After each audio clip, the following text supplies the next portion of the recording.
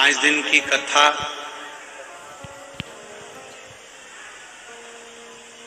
और सालों की तैयारी रहती है, वर्षों की तैयारी रहती है, तब जाकर कोई कार्यक्रम हो पाता है। पर आपकी अविरल भक्ति, आपका भजन, आपका कीर्तन, आपका मंत्र जाप, आपका स्मरण, ये भगवान से मिलन का एक बिंदु है।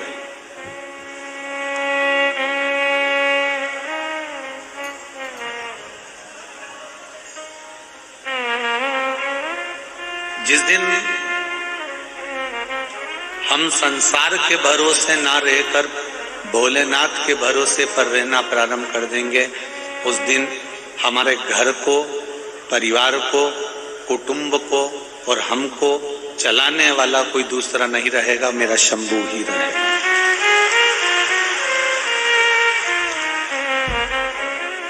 थोड़ा सा दुख आता है, थोड़ी सी तकलीफ आती है, थोड़ा सा कष्ट आता है, तो हम पहले अपने रिश्तेदारों को फोन लगाते हैं।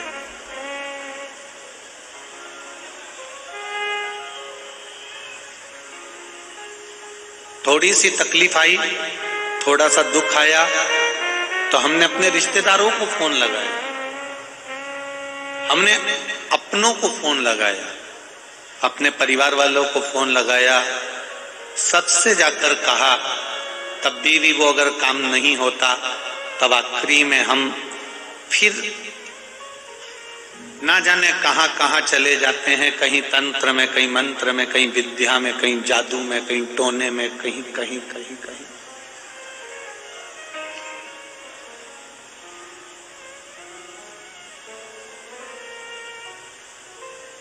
शिव महापुराण की कथा कहती है कि एक बार जो शंकर के पास पहुंच गया,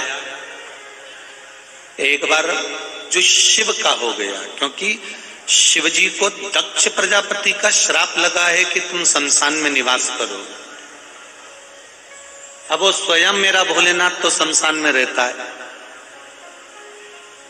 अब जो एक बार शिव की शरण में जाकर बैठ जाता है, शंकर के पास जाकर बैठ जाता है, शिव कथा में जाकर बैठ जाता है, तो उसको फिर ये भय नहीं होना चाहिए कि दुनिया के लोगों ने आपको कुछ कर दिया या धर दिया। ना ना ना, आप शिव के हो गए और शिव आपका हो गया।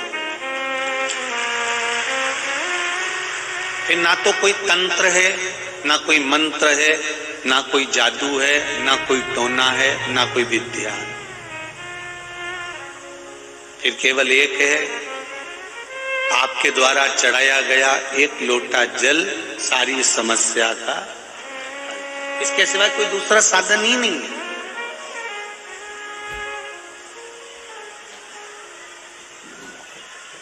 आपका भजन, आपका कीर्तन, आपका मंत्र जाप,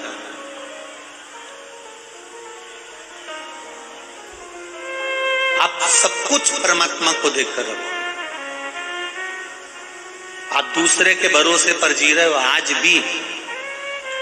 आज भी तुम भोलेनाथ के भरोसे पर नहीं जी रहे हो, कोई दूसरा तुमको चला रहा है। अब आप कहोगे गुरुजी हमको कोई दूसरा चला ही नहीं सकता, हम तो अपने आप में जी रहे हैं। अगर आप अपने आप में जीते होते तो किसी ने कुछ बोला, अपशब्द कहा, तो तुम्हें बुरा लगा कि नहीं लगा? बोलो तो जम के लगेगा ना बुरा। मतलब उसने कुछ कहा तो तुम्हें बुरा लगा, मतलब वो तुमको चला रहा। उसने अच्छा बोला, तुमको अच्छा लगा, मतलब वो तुमको चला रहा है। तुम्हारे मन को उसने काबू में कर रखा। जब किसी की बात का बुरा ना लगे, कोई तारीफ भी करे तो भी अच्छा ना लगे, बस ये लगे कि मैं पृथ्वी पर आया हूं और मेरा परिवार, मेरा घर, मैं खुद मेरे महादेव का दिया हुआ हूं, तो मेरा महादेव ही अच्छा और बुरा कर सकता है।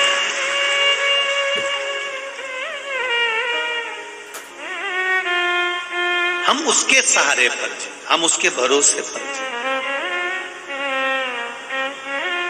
लोग कहते हैं मेरे साथ में इतने लोग हैं, मेरे साथ में 1000 लोगों की टीम खड़ी है। गुरुजी मेरे साथ में 50 लोगों की टीम खड़ी है, मेरे साथ में 2000 लोग मेरे से कदम मिलाकर चलते हैं, हजारों लोग मेरे साथ में चलते हैं। ये आपके साथ में नहीं चलते, ये आपके समय के साथ में चलते हैं। आपका समय अच्छा है इसलिए हजारों लोग तुम्हारे साथ में चल रहे हैं, और आपका समय अच्छा नहीं होगा तो कोई तुम्हारे साथ नहीं चलेगा। ये कहना भूल जाओ कि मेरे साथ 1000 लोग चल रहे हैं, 10,000 लोग चल रहे हैं, 50,000 लोग चल रहे हैं, 25,000 लोग चल रहे हैं, ये आपके साथ नहीं चलती, ये आपके समय के साथ चलती। समय जिसका ठीक है उसके साथ दुनिया चलेगी, और जिसका समय बिगड़ गया उसके साथ कोई नहीं चलेगा। समय नहीं बिगड़ना चाहिए। इसीलिए पहले दिन की कथा में कहा था, एक होता है वक्ता और एक होता है वक्त। वक्ता व्यासपीठ पर बैठकर तुम्हें समझा देता है, अगर तुम समझ गए, सुधर गए तो अच्छी बात है। वक्ता से अगर सुधर जाओगे तो फिर वक्त तुम्हें नहीं सुधारेगा, अगर वक्त सुधारेगा तो तुम्हें धाई धाई रुलाकर सुधारेगा। इसलिए वक्ता से सुधर जाओगे तो जिंदगी सार्थक हो सकती। और दुनिया का सबसे श्रेष्ठ वक्ता, दुनिया का सर्वश्रेष्ठ कथाकार,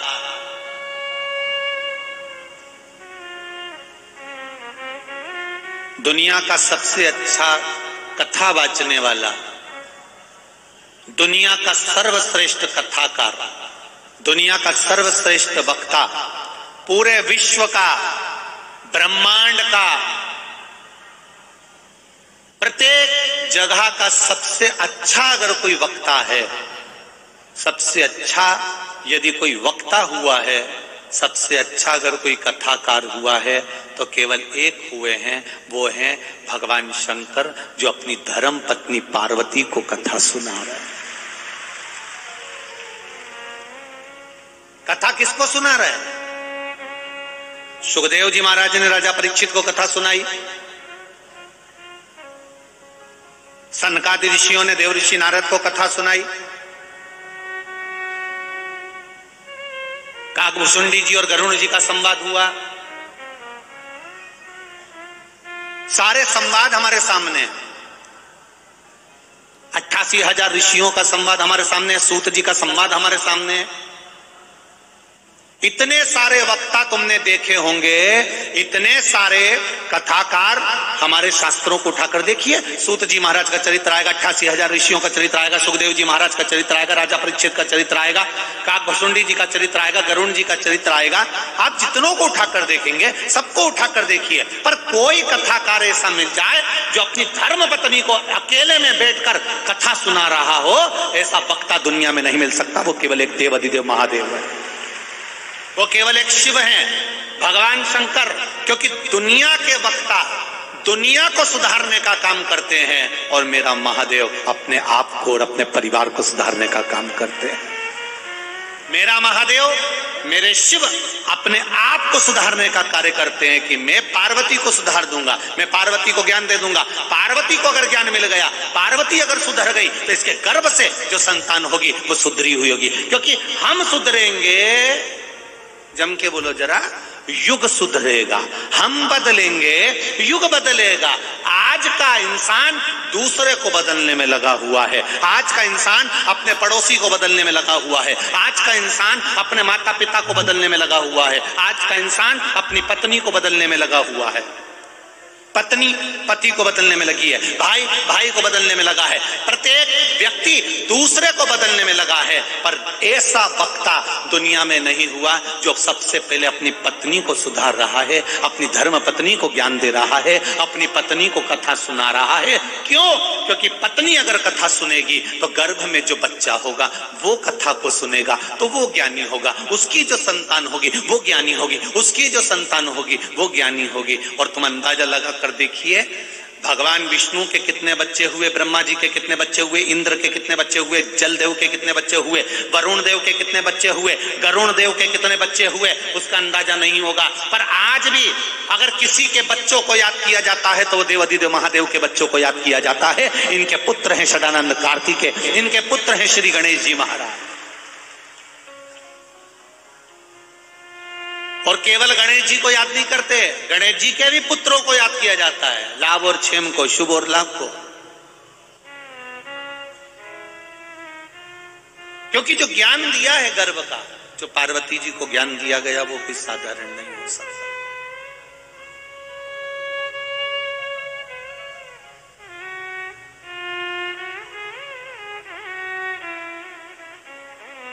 उसका कोई बात नहीं। सारी दुनिया की जो बेकार चीजें हैं, जो किसी काम की नहीं है, किसी काम की नहीं, वो मेरे महादेव के पास में है। धतूरा कांटे वाला, तुम लोगों में से कितने हैं जिनके काम का है? किसी के काम का नहीं, वो शंकर जी को चढ़ता है। बेलपत्र जो किसी के काम की चीज नहीं, वो शिव जी को चढ़ती है। जो किसी काम का नहीं है, वो शंकर जी ने अपना बनाया। आप में से कितने लोग हैं जिनके काम सांप आता हो? किसी के काम आता है? नहीं, वो शिव जी के पास। त्रिशूल, डमरू, भस्म, लोग भस्म से बर्तन मांज कर राख हो जाए, राखोड़ी हो जाए, तो उस राखोड़ी से बर्तन मांजकर, भस्म से बर्तन मांजकर राख को फेंक देते हैं, राखोड़ी को फेंक देते हैं। शिव अपने तन पर लगाकर रखते हैं। जो किसी काम की चीज नहीं है, वो मेरे देवाधिदेव महादेव ने उसको अपने पास रखकर कीमती बनाया। मेरे भगवान भोलेनाथ ने जो किसी काम की चीज नहीं होती, उसको कीमत वाला मेरे महादेव ने बनाया। धतूरे को कीमत वाला बना दिया, बेलपत्र को कीमत वाला बना दिया, गले में पटक कर सांप को कीमत वाला बना दिया, तन पर लगाकर भस्म को कीमत वाला बना दिया, त्रिशूल को हाथ में रखकर कीमत वाला बना दिया, डमरू को हाथ में रखकर कीमत वाला बना दिया, गंगा को मस्तिष्क पे रखकर कीमत वाला बना दिया। ये मेरे महादेव मृगछाला को पहनकर उसको कीमत वाला बना देते हैं। मेरा शंभू एक हल्की से हल्की चीज को भी किस्मत वाला बना देता है, कीमत वाला बना देता है। हमारे पूरे शरीर पर, पूरे शरीर में, सारी इंद्रियों में सबसे बेकार इंद्री जो किसी काम की नहीं,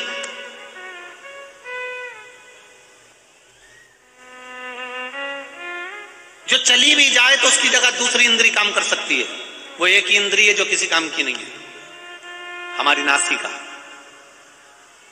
इतनी गंदी है ये नासिका, इतनी गंदी है, इतनी गंदी है, फिर भी लोग बात बात में जब बात निकलती है तो किसी इंद्री को लोग याद नहीं करते, किसी इंद्री को याद नहीं करते, एक ही इंद्री को याद करते हैं, मेरी नाक रख लेना। क्या बोलते हैं? जम के बोलो जरा, मेरी नाक रख लेना। जो इंद्री किसी काम की नहीं है, जो गंदी पड़ी है, बेकार है, और लोग बात बात में कह देते हैं मेरी नाक रख लेना, फिर कहते हैं मेरी नाक मत काट देना साहब। अब मतलब ये इस नाक को, इस नाक ने भी परमात्मा के पास जाकर विनय जब करी, सारी इंद्रियों ने निवेदन करा कि हाथ में ये देवता बैठेंगे, जंघा पर ये देवता बैठेंगे, नाभि पर ये देवता बैठेंगे, वक्षस्थल पर ये देवता बैठेंगे। आप अगर शास्त्र को पढ़ेंगे तो आपको मालूम पड़ेगा कौन कौन से अंग में कौन कौन से देवता बैठे हुए हैं। इन अंग में ये देवता बैठेंगे, केवल नासिका के लिए रह गई, इस पे कोई देवता बैठने को तैयार नहीं था। इस नासिका पर कोई देवता बैठने को तैयार नहीं है। तब भोलेनाथ जी ने कहा तू चिंता मत कर, मैं दुनिया में तेरे को इतना कीमत वाला बना दूंगा कि बात बात में किसी अंग को लोग याद नहीं रखेंगे, पर तुझे याद रखेंगे। बस मेरा महादेव, मेरा भोलेनाथ है ही ऐसा। मेरा शंभु, मेरा शंकर, मेरा त्रिकालदर्शी, मेरा कैलाशी, मेरा भूतेश्वर, मेरा गोपेश्वर, मेरा चक्रेश्वर है ही ऐसा। वो यही विचार करता है जो किसी काम का नहीं। हम आपसे भी कहेंगे, लाखों की संख्या में आप लोग कथा सुनने के लिए आए हो। 300 एकड़ में पार्किंग बनाई गई। कितनी एकड़ में? 300 एकड़ में पार्किंग बनाई गई है। पर वो 300 एकड़ की पार्किंग भी आज भरा गई और रोडों पर गाड़ियां खड़ी हुई हैं। जरा विचार करिएगा, इतनी संख्या में आप लोग। पंडाल में तो जगह नहीं है, बाहर भी लोग धूप में, कड़कड़ाती हुई इस धूप में बैठकर कथा सुन रहे हैं। और उसके भी बाहर जो रोड गई है, उस रोड पर लोग बाग बीच में बैठकर कथा सुन रहे हैं। जरा विचार करना कि यहां से जो सीधी रोड गई, उस पूरी रोड पे पब्लिक बैठी हुई है कथा सुनने के। विचार करिए जरा, ये भक्ति है। आप सीहोर वाले महाराज ने आपको कुछ नहीं दिया, पर ये भक्ति, विश्वास, दृढ़ता जो आप रखकर आए हो, 3 घंटा बैठकर जो कथा सुन रहे हो कड़कती हुई धूप में, जगह मिली तो ठीक, नहीं मिली तो ठीक, ऐसी कड़क धूप में भी बैठकर, रोड पर बैठकर, होटलों पर बैठकर, जहां जगह मिल रही है गाड़ियों पर बैठकर कथा सुन रहे हो, तुम्हारी ये भक्ति खाली नहीं जाएगी। मेरे बाबा के दरबार से जाओगे तो झोली भरी लेकर जाओगे, ये निश्चित है।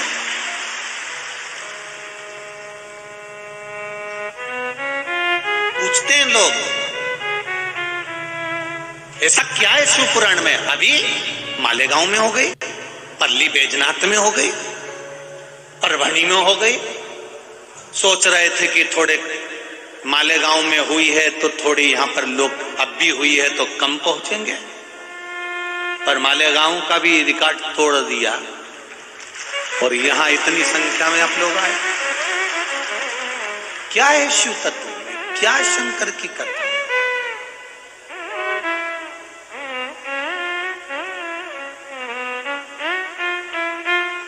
ये केवल एक भक्ति है, केवल भक्ति।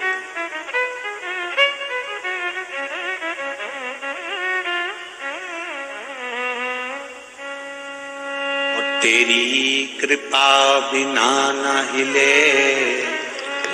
एक भी अनु, लेते श्वास तेरी कृपा से तनो तनो। बखान क्या करूं मैं रातों के ढेर का, चपटी भभूत में खजाना का। हे गंगाधार मुक्ति द्वार ओमकार तू, भोले ओमकार तू। आयु शरण की हारी शंभु तार तार तू। ये अविरल विश्वास, दृढ़ता। आप दूसरे के भरोसे पर मत जियो।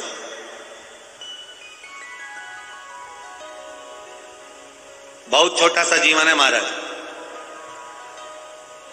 ए परवणी की जी हूं और परवणी के जी जाऊं, बहुत छोटा सा जीवन। इस छोटे से जीवन में जितनी अलमस्तता से, जितने आनंद से जी सकते हो, उतने आनंद से जी, उतने आनंद से।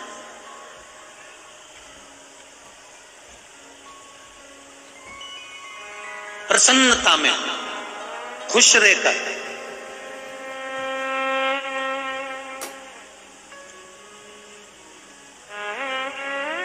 हंसना, मुस्कुराना, हंसी, प्रसन्नता, चेहरे पर स्माइल परमात्मा ने केवल मनुष्य को दी है। बाकी के किसी को नहीं दी। 84 लाख योनियों में से एक एक योनि को उठाकर देख लेना। तुमने कभी माथे के जुए को हंसते हुए देखा? अरे बोलो तो जम के नहीं। मछली को, कुत्ता को मुस्कुराते देखा है? सूअर को, हाथी को हंसते हुए देखा है? नहीं। किसी जानवर को, किसी पशु पक्षी को हंसी नहीं दी भगवान ने, किसी को नहीं दी। केवल एक मनुष्य को दी है, मानव। पार्वती जी ने शिव जी से पूछा था ये प्रश्न कि आपने ये मनुष्य को स्माइल, प्रसन्नता, मुस्कुराहट, हंसी क्यों दी है? किस लिए दी है? शंकर भगवान ने कहा ये मुस्कुराहट, ये हंसी, ये स्माइल उसको इसलिए दी है कि ये भी एक इबादत है, ये भी एक प्रार्थना है, ये भी एक भक्ति है। दुनिया का कितना बड़ा भी दुख आ जाए, कितना भी गम आ जाए, कितनी भी तकलीफ आ जाए, और तुम्हारे चेहरे पर अगर मुस्कुराहट है, स्माइल है, हंसी है, तो वो दुख अपने आप कट जाएगा। ये स्माइल दिए परमात्मा।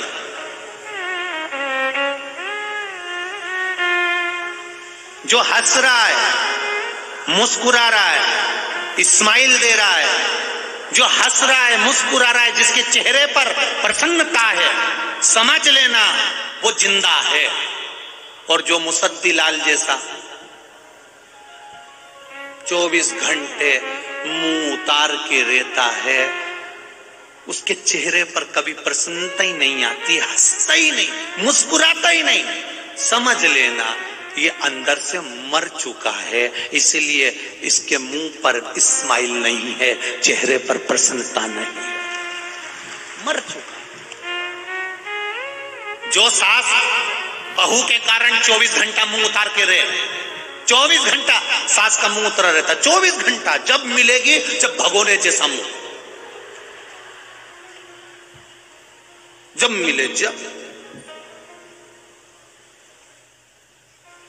समझ जाना।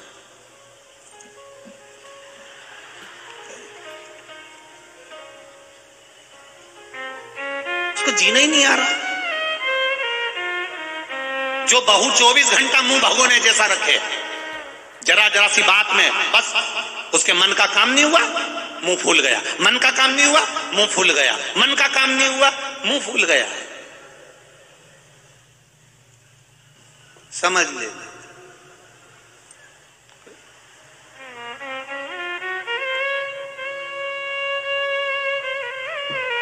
अब जो चले ही गया उसको तुम प्रसन्न करने का विचार करते हो। कई बहुएं लगी रहती हैं अपनी सास को खुश करने के लिए, मैं मम्मी मम्मी सॉरी, क्षमा, चाय ला दूं। अब सास को प्रसन्न कर रही, वो तो पहले ही निपट गई। अगर निपटी नहीं होती तो प्रसन्न रहती, उसको ये अंदाजा रहता कि मेरी जिंदगी कितनी बड़ी है, 10 साल 20 साल 50 साल जीऊंगी, उसके बाद तो सत्ता इसी की आएगी। और हो सकता है शरीर में कोई रोग आ गया और उसके में अधीन हो गई तो। इसलिए आज से ही मेरे घर में मेरी बेटी आई है, बहू आई है, इसको इतनी प्रसन्नता दूंगी, खुश रखूंगी और खुश रहूंगी, जिससे मेरा बुढ़ापे में ये मुझसे नफरत नहीं करे, मुझसे प्रेम करे। ये मुझसे प्रेम करे, ये मुझसे नफरत ना करे। सास बहू से प्रेम करे, बहू सास से प्रेम करे। बहुत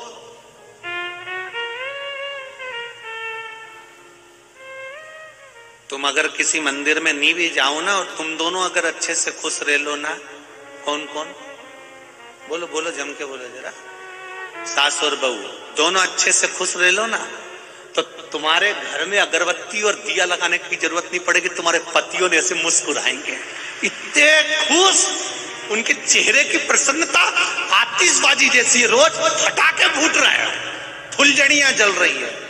पर तुम दोनों का चेहरा देखकर वो दुकान से आते हैं तो उनकी खुद हालत खराब हो जाती है, खुद प्रसन्नता।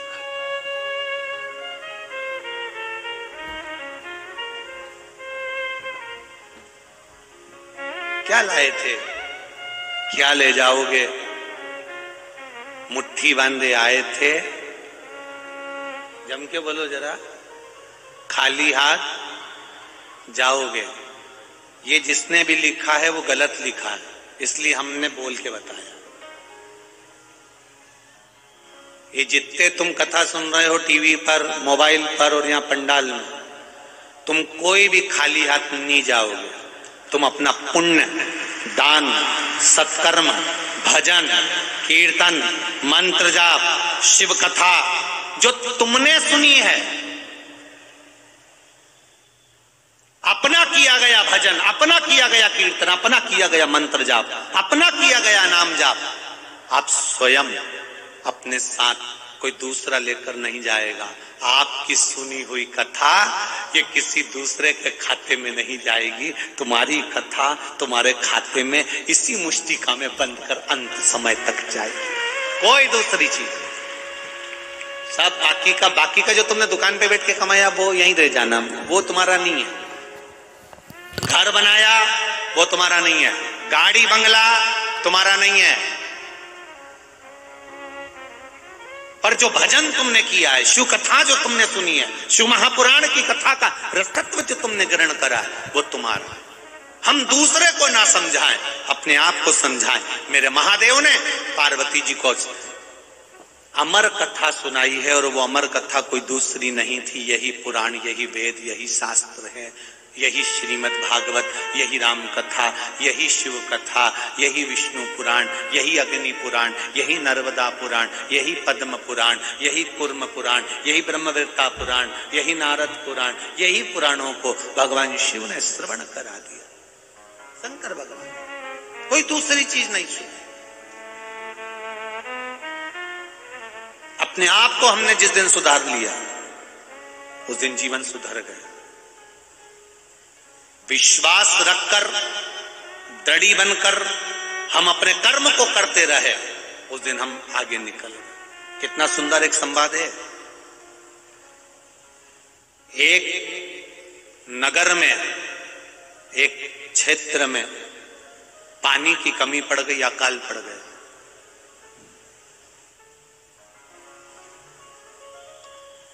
बारह वर्ष का अकाल था। अब विचार करिएगा, 12 वर्ष में लोग पानी नहीं मिलेगा, अन्न नहीं मिलेगा तो मरेंगे नहीं। 12 वर्ष का अकाल क्षेत्र में पड़ गया। कोसों दूर तक पानी नहीं, कोसों दूर, हजार 2 हजार किलोमीटर, 1.5 हजार चले जाओ, पानी नहीं है, अन्न नहीं है। 12 वर्ष का अकाल पड़ गया। लोग त्राही त्राही करने लगे, मरने लगे। 9 वर्ष निकल गए। 9 वर्ष।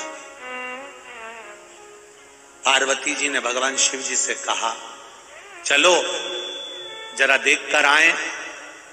पृथ्वी को थोड़ा सा दोष लगा है और 12 वर्ष का अकाल का योग बना है। 9 साल निकल गए, हजारों लाखों लोग मर गए। जो बचे हैं कम से कम हम उनका दर्शन तो करिए। शिव जी ने पार्वती जी को नंदी पर बिठाया और नंदी पर बिठाकर भगवान शंकर पार्वती जी को लेकर भ्रमण के लिए निकले। भ्रमण के लिए निकले तो उन्होंने क्या देखा कि एक किसान, एक काश्तकार किसान कंधे पर हल लेकर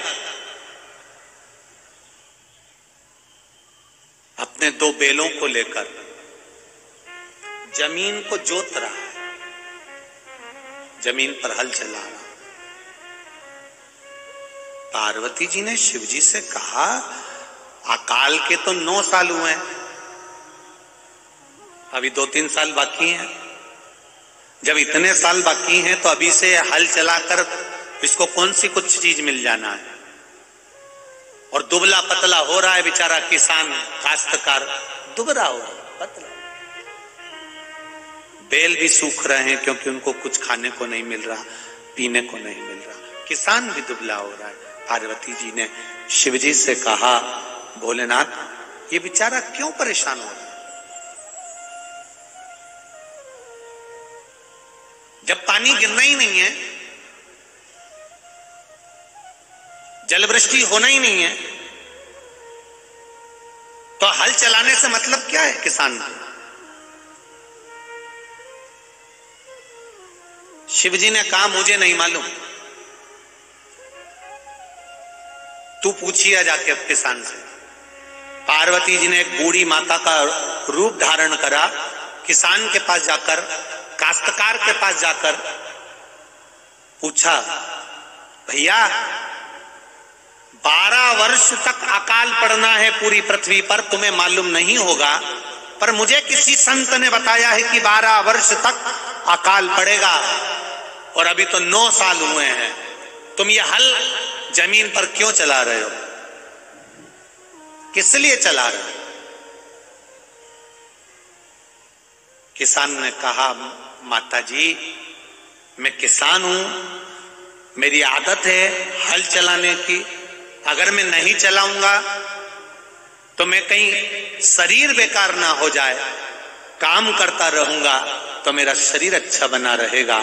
इसलिए मैं हल इसलिए चला रहा हूं, कहीं मैं हल चलाना भूल ना जाऊं, इसलिए मैं हल चलाता हूं, रोज चलाता हूं, रोज जमीन को तैयार करता हूं, रोज।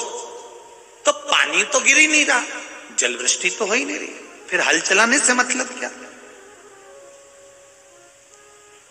भले जलवृष्टि ना हो पर अपन अपना कर्म तो करें।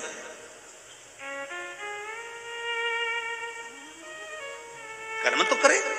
कई लोग कहते हैं हमारा ये काम तो हुआ ही नहीं, मैं पशुपति व्रत अब नहीं करूंगी। क्यों नहीं करना? कर्म तो करो, कर्म करो। बैंक के लॉकर में 2 चाबियां होती हैं, एक मैनेजर लगाता है, एक तुम लगाते हो। जिसने बैंक के लॉकर में रकम रखी होगी, पैसा धेला या पैसा सोना चांदी रखा होगा, उनको मालूम होगा 2 चाबी होती है उस लॉकर की। एक चाबी तुम्हारे पास में है और एक मैनेजर के पास में है। तुम्हारी चाबी कितनी भी जाकर घुमा लो, ताला खुलेगा? जम के तो बोलो, नहीं खुलेगा। मैनेजर कितनी भी चाबी घुमा ले, ताला खुलेगा? नहीं खुलेगा। चाबी दोनों लगना चाहिए, तब ताला खुलेगा। आप अपने कर्म की चाबी घुमाते रहो, दुकान जाते रहो, काम करते रहो, व्यापार करते रहो और अपनी पढ़ाई की तैयारी करते रहो, अपनी विद्या की तैयारी करते रहो, अध्ययन करते रहो, कर्म करते रहो और कर्म की चाबी घुमाते रहो, घुमाते रहो, घुमाते रहो। और फिर चाबी को घुमाते घुमाते आवाज लगाओ मैनेजर को, सर ताला नहीं खुल रहा। फिर मैनेजर आएगा, चाबी लाएगा, घुमा के जाएगा, उसके बाद कहेगा खोल लो, फिर तुम चाबी घुमाओगे, ताला खुल जाएगा।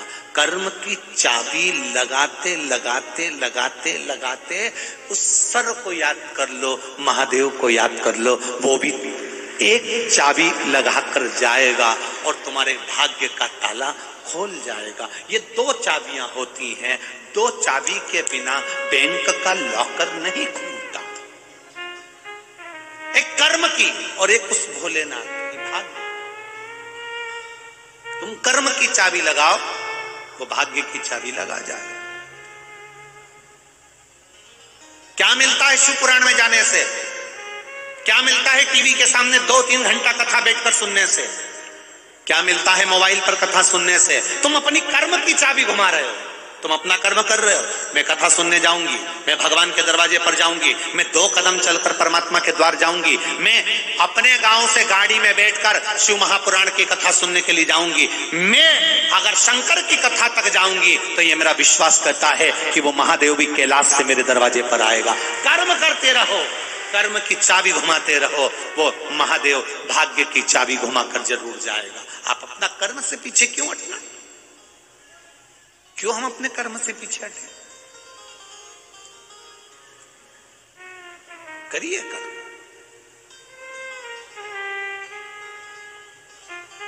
किसान रोज हल चला रहा है, कहीं में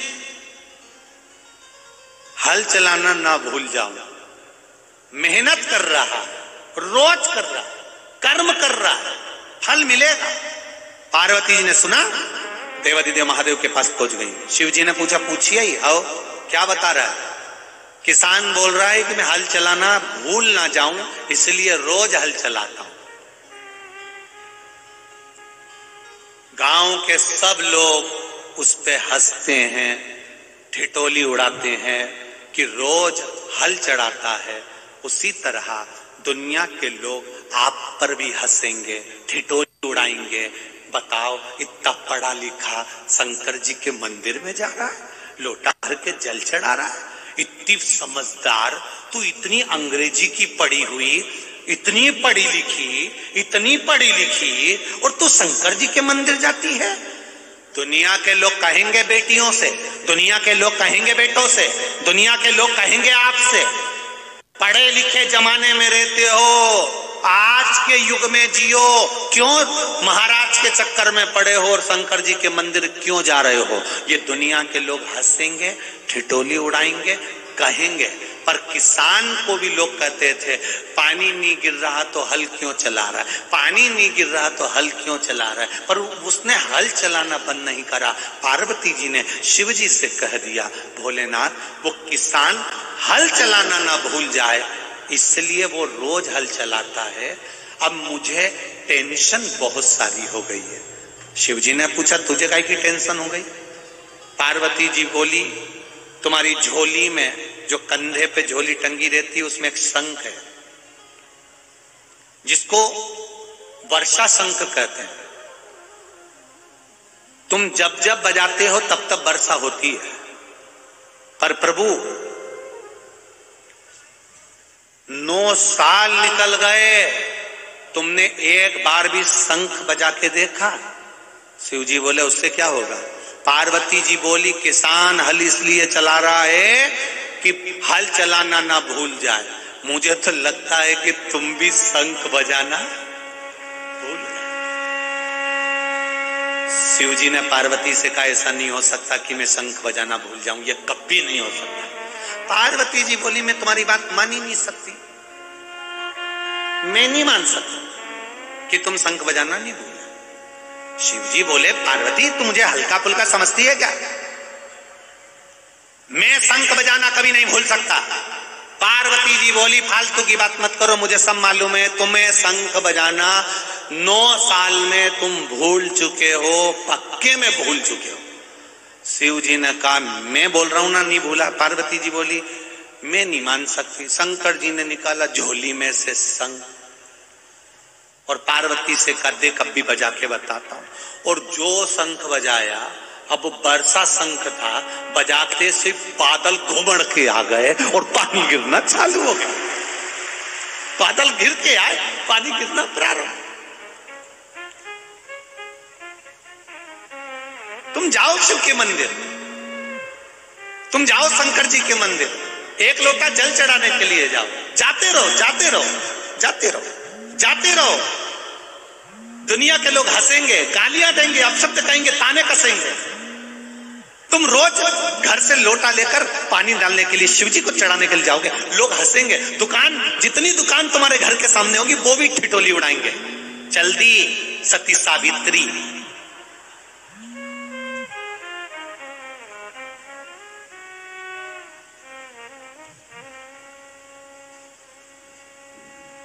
तुकाराम जी को लोगों ने अपशब्द कहा, एकनाथ जी को लोगों ने अपशब्द कहा, ज्ञानेश्वर जी को लोगों ने अपशब्द कहा, नामदेव जी को लोगों ने अपशब्द कहा, जनाबाई को लोगों ने अपशब्द कहा, मुक्ताबाई को लोगों ने अपशब्द कहा, मीराबाई को कहा, कर्माबाई को कहा। अगर ये दुनिया के लोग अपशब्द कहते थे और ये इनके कहने में अगर रुक जाती ना मीरा, जना, मुक्ता, अगर इनके कहने पे रुक जाती तो इनको गिरधर और हरि विठल नहीं मिलता, ये पक्का था। ये की नहीं, ये इनके कहने पर नहीं, चलती रही, जाती रही। तुमसे कोई कहे शिव मंदिर क्यों जा रहे हो, तुमसे कोई कहे शंकर जी के मंदिर जाने से क्या मिलता है,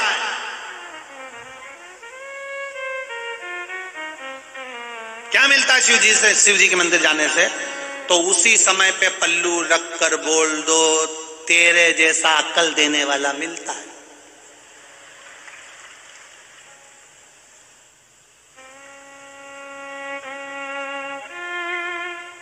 लोग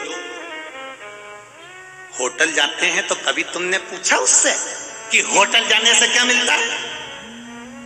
मॉल में लोग घूमते हैं तो कभी पूछो उससे मॉल में जाने से क्या मिलता है?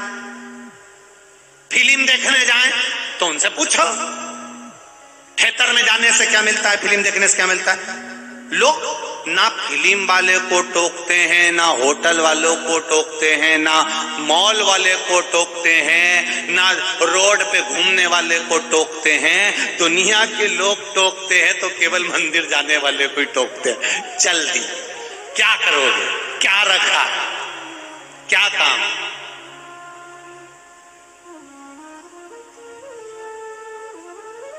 एक छोरा, एक लड़की सिर पे तिलक लगा के चली जाए तो इसकी बेस्ट फ्रेंड 25 बार पूछेगी, पूजन में से आ रही हो?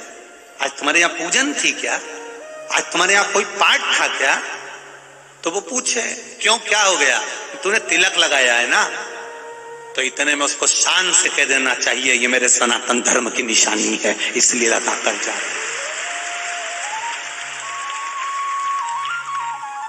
ये मेरे सनातन धर्म की निशानी है, इसलिए माथे पर तिलक लगा कर जा रही हूं। मस्तक पर बिंदी, मुख में हिंदी, ये मेरे भारत की निशानी है। माथे पर बिंदी हो, मुख में हिंदी हो, ये मेरे भारत की निशानी है। पर लोग उसे मिटाते जा रहे, मिटाते जा रहे, मिटाते जा रहे। पहले इतनी बड़ी महाराष्ट्र की जनाबाई मेरी रुक्मणी जी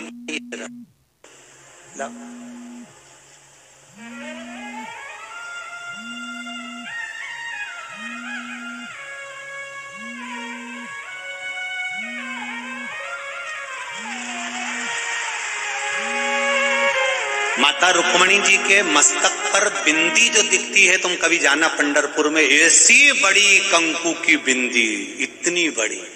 रुक्मणी जी भी कह रही हैं मस्तक की शोभा ए मेरी परभणी की जीजियों बिंदी से है, इसलिए लगाना चाहिए। ये रुक्मणी माँ भी कह रही है, ये माता रुक्मणी भी कह रही है कि लगाओ बिंदी। अब हम क्या लगा रहे हैं? बिंदी भी देख रहे हैं तो कितनी बड़ी नहीं, दिखना नहीं चाहिए।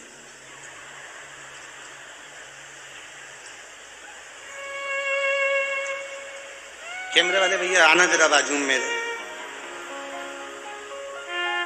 हाँ मेरे बाजू आ जाओ एक बार, जरा देखो तो बिंदी दिखेगी, हो ढूंढते रह जाओगे। हो ऐसी छोटी सी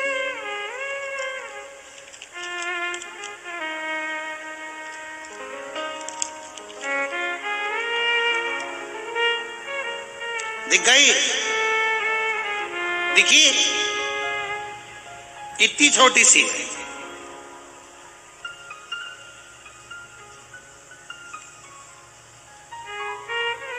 निशानी है हमारी। मस्तक पर तिलक हो, गले में तुलसी या रुद्राक्ष की माला हो और भगवान का भजन तुम्हारे मुख पर सदा हो, ये निशानी है।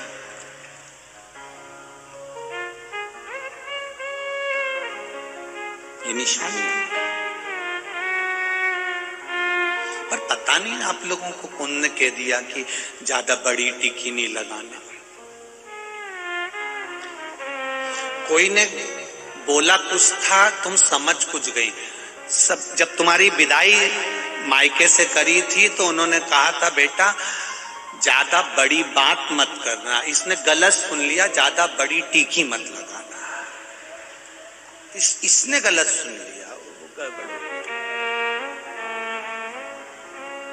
अभी ये कोकड़ी में कथा थी तो किसी ने एक प्रश्न कर लिया था, गुरुजी हम नारियों से मांग में सिंदूर रहता है, गले में मंगलसूत्र रहता है, हाथ में चूड़ा रहता है, पांव पैजनिया बिछोड़ी रहती है, नैनों में सुरमा लाली रहती है। इससे हमें समझ में आता है कि हम शादीशुदा हैं। पुरुष, अब तुम काय को हंसी, ना तो ये मंगलसूत्र पहनते हैं, ना ये मांग भरते हैं, ना ये टीकी लगाते हैं, ना बिछोड़ी पहनते हैं। तो पता कैसे चलता है कि ये शादीशुदा है कि नहीं है?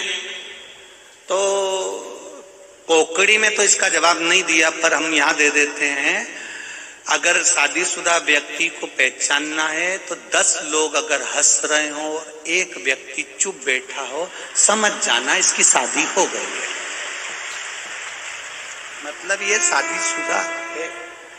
इसके चेहरे से जब स्माइल चली जाए खत्म हो जाए। जब भी बैठेगा पत्नी मुस्कुराने की बात करे, पत्नी हंसी की बात करे, और ये जब हंसे तक नहीं। शादी में पत्नी सबसे खुश होकर बात कर रही, कैसी हो, बढ़िया हो, खाती जा रही, और ये बेचारा इधर से टाई बांधी, नीचे से जूता कसारा और चुपचाप खाए। समझ लेना शादीशुदा है, पहचान अलग दिख जाएगा, शादी हो जाए बिखरा।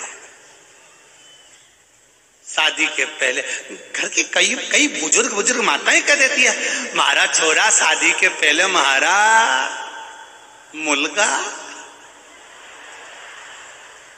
शादी के पहले माझा मुलगा।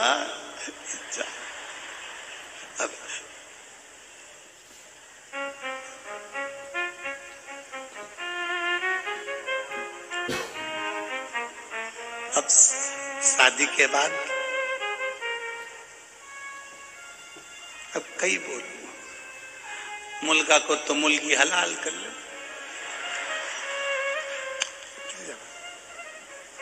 शंभू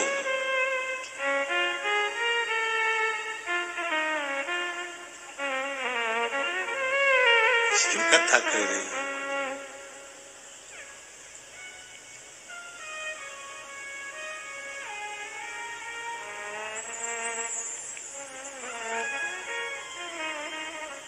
समझाना बड़ा मुश्किल है,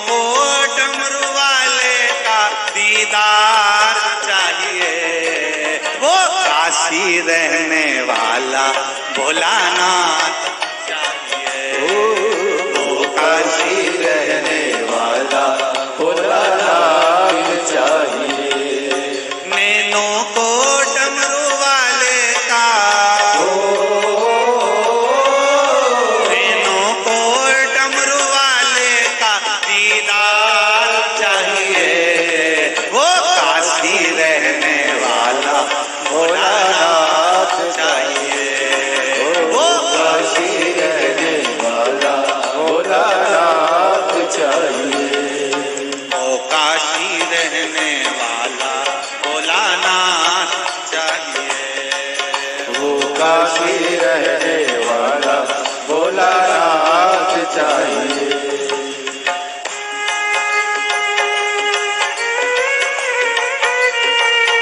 हरि बोल।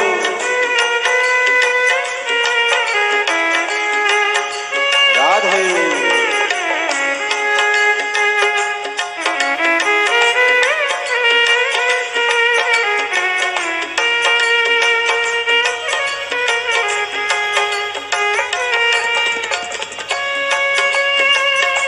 हे विठ्ठला।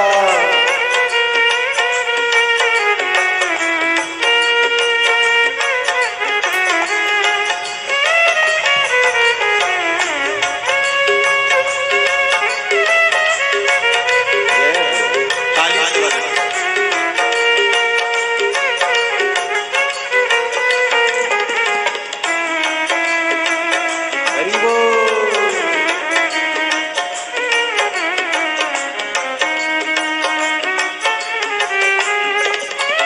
जय हो।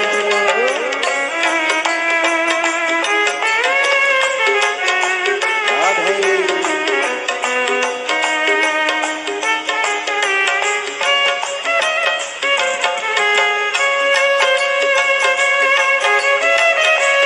हे भोले।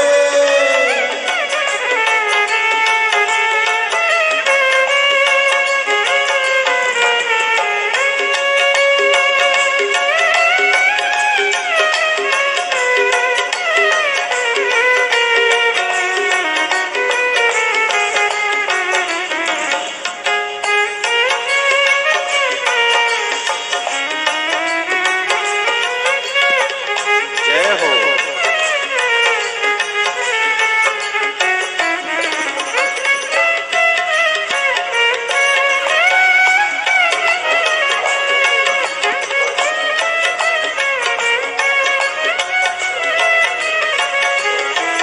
समझाना बड़ा मुश्किल है, समझाना बड़ा मुश्किल है। आखिर वो दर्द दिल है, आखिर वो दर्द दिल है। समझाना बड़ा मुश्किल है, समझाना बड़ा मुश्किल है। आखिर वो दर्द दिल है, आखिर वो दर्द दिल है। सच्चा दरबार लगा है भोले की महफिल है, सच्चा दरबार लगा है ये भोले की महफिल है। सच्चा दरबार लगा है ये भोले की महफिल है, सच्चा दरबार लगा है ये भोले की महफिल है। नैनों को डमरू वाले का, नैनों को डमरू वाले का दीदार ही रहने वाला भोलानाथ चाहिए, वो काशी रहने वाला भोलानाथ चाहिए। दिल नाच उठे वो, दिल नाच उठे वो काशी का दीदार चाहिए, वो काशी रहने वाला भोलानाथ चाहिए। वो काशी रहने वाला भोलानाथ चाहिए। हरि बोल।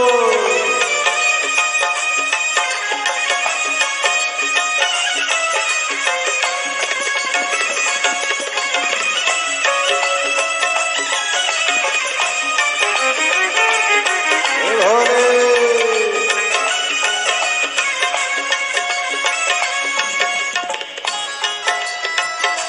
राधे।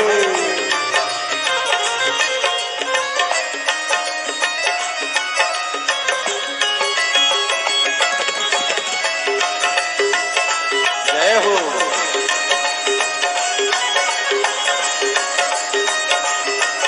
हरि बोल।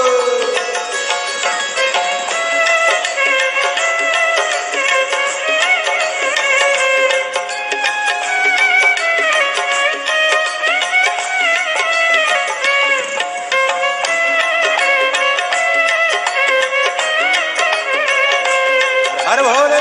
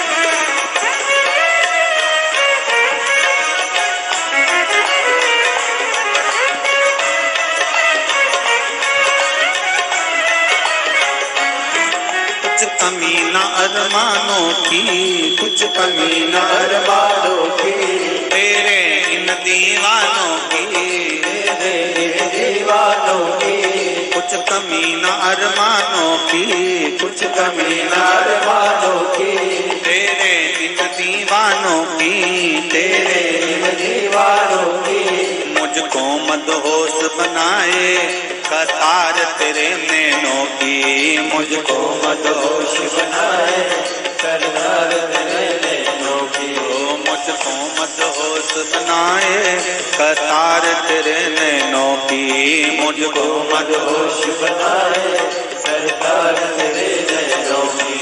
दिल ना टूटे वो, दिल ना टूटे वो काशी का दीदार चाहिए, वो काशी रहने वाला चाहिए, वो काशी रहने वाला भोलानाथ चाहिए। नैनों को डमरू वाले का,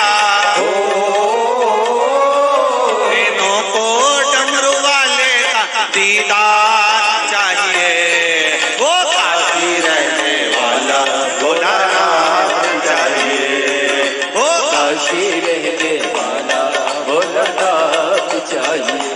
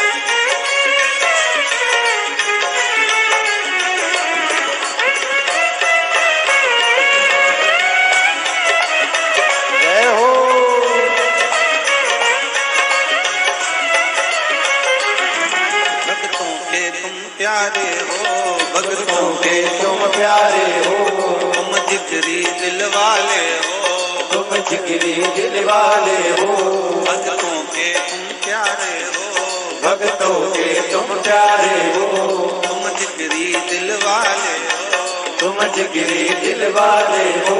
कितनों पर डोरे डाले तेरे नैन बड़े मत वाले, कितनों पे डोरे डाले तेरे नैन बड़े मत वाले, कितनों पे डोरे डाले तेरे नैन बड़े मत वाले, कितनों पे डोरे डाले तेरे नैन बड़े मत वाले। नैनों को डमरू वाले का, नैनों को डमरू वाले का दीदार चाहिए, वो काशी रहने वाला भोलानाथ चाहिए।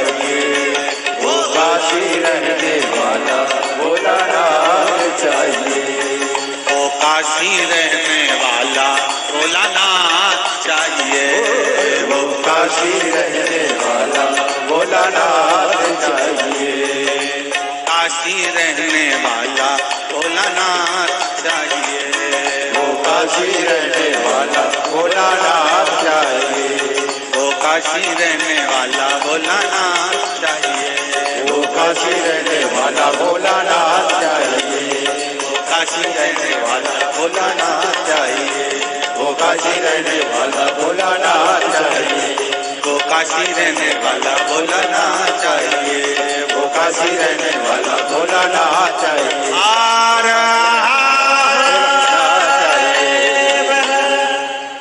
भगवान शिव की कथा कर रही है, भगवान की अविरल भक्ति और मुक्ति की कथा कर रही है। समझाना बड़ा मुश्किल है, आखिर वो दरदार है, सच्चा दरबार लगा है, ये भोले की महफिल है, सच्चा दरबार लगा है, ये भोले की महफिल है, नैनों को डमरू वाले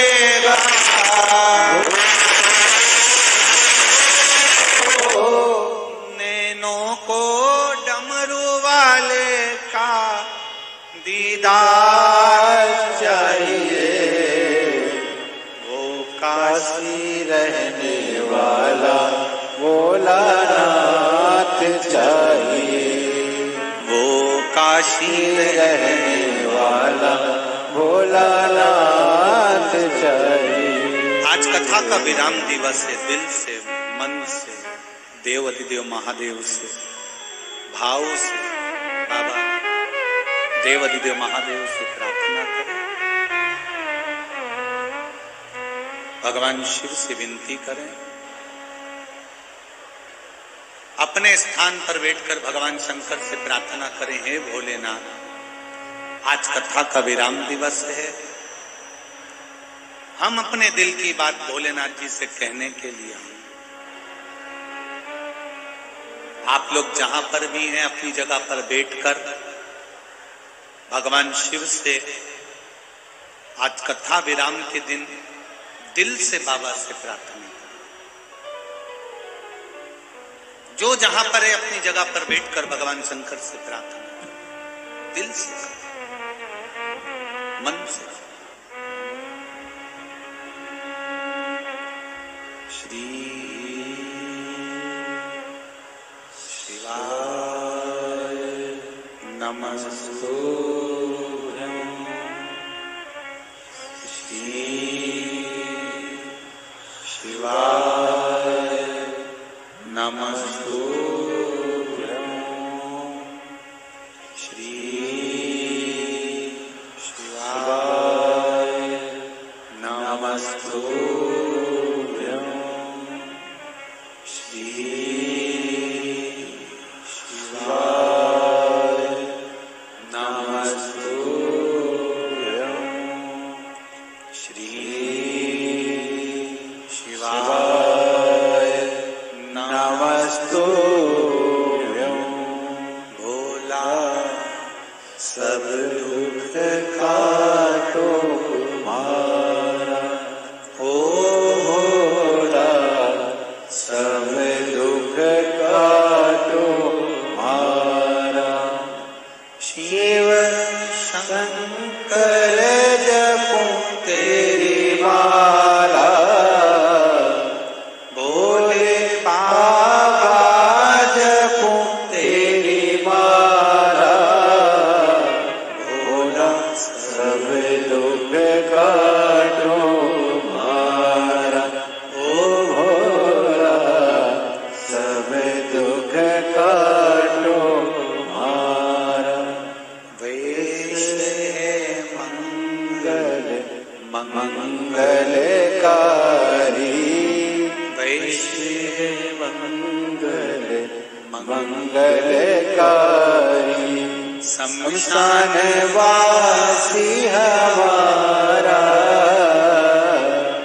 शमशान वासी हमारा भोला, सब दुख काटो मारा, ओ भोला सब दुख काटो मारा। शिव कथा का भगवान शंकर का संवाद कराए, विश्वास को दृढ़ी बनाओ।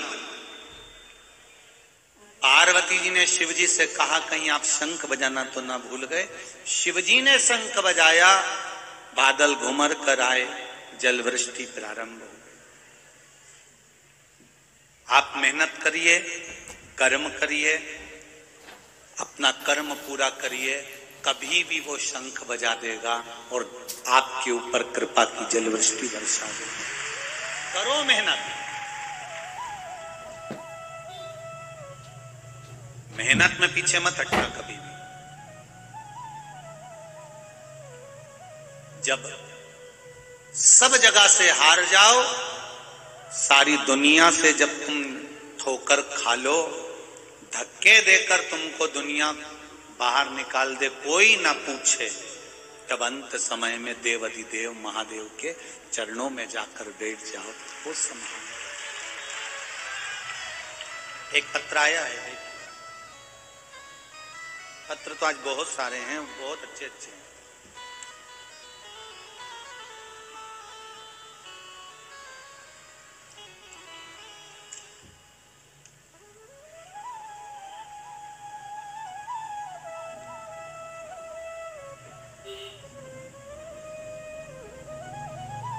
इसमें लिखा है, यह पुष्टा छोटा सा था, पत्र बहुत सारा लिखना था, मेरे पास कागज नहीं था, इसलिए इस पे लिख दिया। जिसने लिखा है इस पुष्टे पर, वो अपनी जगह पर खड़े हो जाना।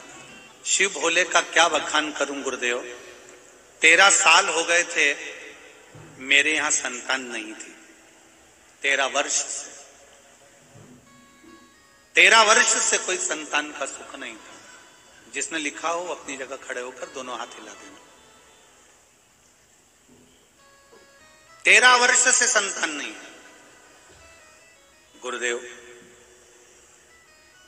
हर जगह से आस छोड़ दी थी।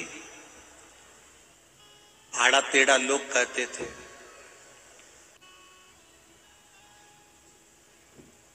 बाबा की कृपा, भरोसा।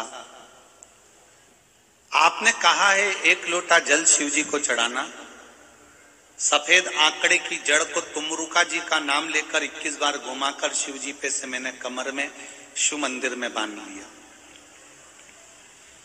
1 बार जड़ बांधी, लाभ नहीं हुआ, उसको मैंने विसर्जन कर दिया।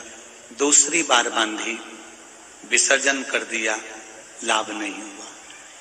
मैंने भी सोच लिया शिव पर भरोसा, अगर गुरु जी कहते हैं इतना करो कि वो संभाल ले। 1-2 बार जब नहीं हुआ, तब मैंने तीसरी बार फिर सफेद आंकड़े की जड़ को लाकर शिव जी पे से घुमाकर कमर में बांध लिया, और बाबा की कृपा से 13 साल के बाद मेरे यहाँ संतान की प्राप्ति हुई। ये शिव का, ये वो घड़ी। एक पत्र और बढ़िया है, देखिए।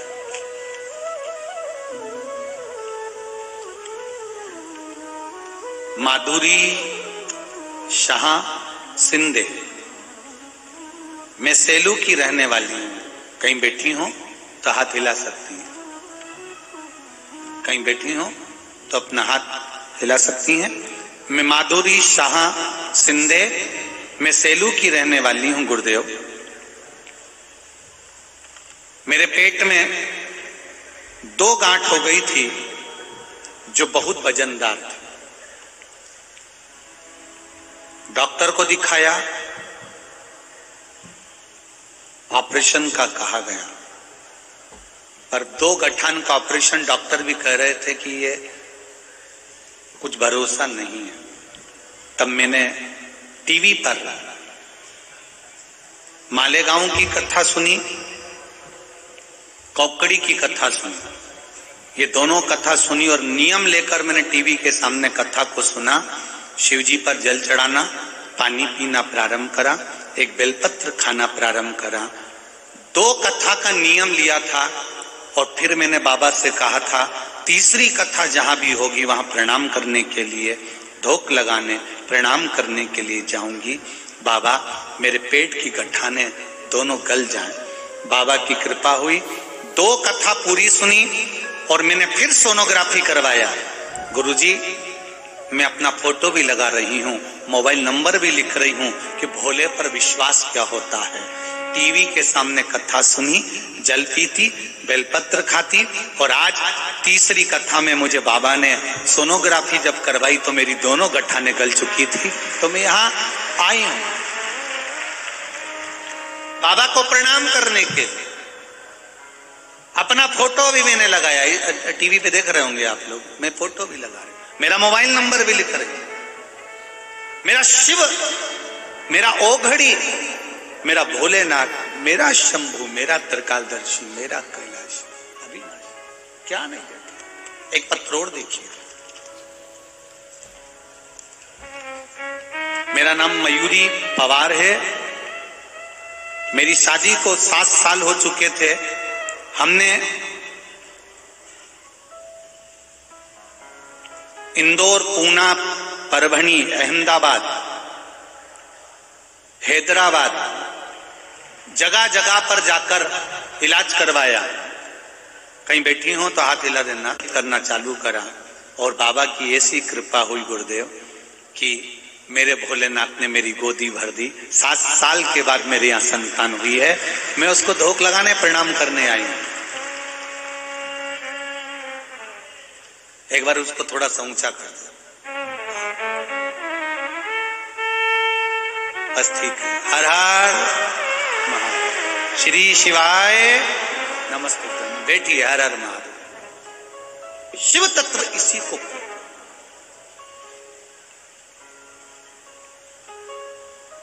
एक पत्र और पढ़ता,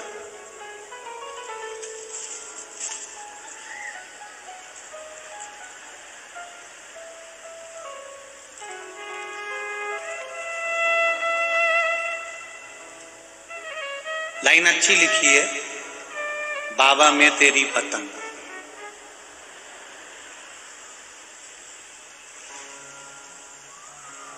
मेरा नाम आकाशा मोतीलाल कन्नौजे है। मैं रहने वाला पुसद जिला यवतमाल से हूं। कहीं बैठे हो तो हाथ हिलाइएगा, कहीं बैठे हो तो हाथ हिलाइएगा। दिख गए क्या? अच्छा पीछे है, ठीक है। दोनों हाथ हिला दो एक बार। श्री शिवाय नमस्तुभ्यं। भोलेनाथ जी की कृपा का क्या बखान करूं, जितना करूं उतना कम है गुरुदेव। 10 अक्टूबर 2022 को मेरी मां को पैलिसिस का अटैक आया। बड़ा अटैक था। उन्हें दिमाग की नस उनकी फट गई थी। घर में सब डर गए, माहौल खराब सा हो गया। हॉस्पिटल में उनको बताया, वहां के डॉक्टर ने बताया कि ब्रेन हेमरेज हो गया है, इन्हें जल्द से जल्द बड़े अस्पताल में लेकर जाइए। मां को वर्धा के बड़े हॉस्पिटल में इलाज के लिए लेकर गए, वहां डॉक्टर को दिखाया। 63 वर्ष की मेरी मां, 63 वर्ष के व्यक्ति को नस फटना के बाद बचाना बड़ा मुश्किल है, ये वहां के डॉक्टरों ने कह दिया। नस फट गई, रक्त का संचार पूरे दिमाग में होने लगा है, वो खून अंदर बैठते जा रहा है। गुरुदेव हम लोग बहुत डर गए। बहन के घर से फोन आया कि भैया एक काम कर, शिवजी को चढ़ी हुई एक बेलपत्र तू कैसे भी लेकर आ और मां को दे दे। मैंने कहा कि उनको तो आईसीयू में रख दिया और दिमाग में रक्त उनका चल रहा है, तू उनको खिला नहीं सकता, तो वो बेलपत्र उनके पलंग पर रख दे। मैंने डॉक्टर से बोलकर एक बेलपत्र शिव मंदिर से बुलाकर उनके पलंग पर रख दिया और पलंग पर रखने के बाद गुरुदेव वही बेलपत्र मेरी मां के हाथ में एक बेलपत्र और पकड़ा दिया। बाबा की कृपा देखिए गुरुदेव, कुछ देर के बाद डॉक्टर जब उनको ऑपरेशन के लिए लेकर जाने लगे तो वहां डॉक्टर ने कह दिया कि इनको ऑपरेशन की जरूरत नहीं है, रक्त बंद हो चुका है और शरीर ठीक होने लगा। ये शिव तत्व, ये शंकर। औघड़ी तेरी कृपा बिना न हिले एक भी अनु, लेते हैं श्वास तेरी कृपा से तनो तनो, बखान क्या करूं मैं रातों के ढेर का, चपटी भभूत में है अजाना कुबेर का। शिव तत्व को जानना। हम फिर निवेदन करेंगे। आपको लगता है कि आपका व्यापार नहीं चल रहा, आपको लगता है कि आपके घर में शांति नहीं, आपको लगता है कि मेरा यह काम होना चाहिए, नहीं हो रहा, तो प्रयास करना। 2 लोटा जल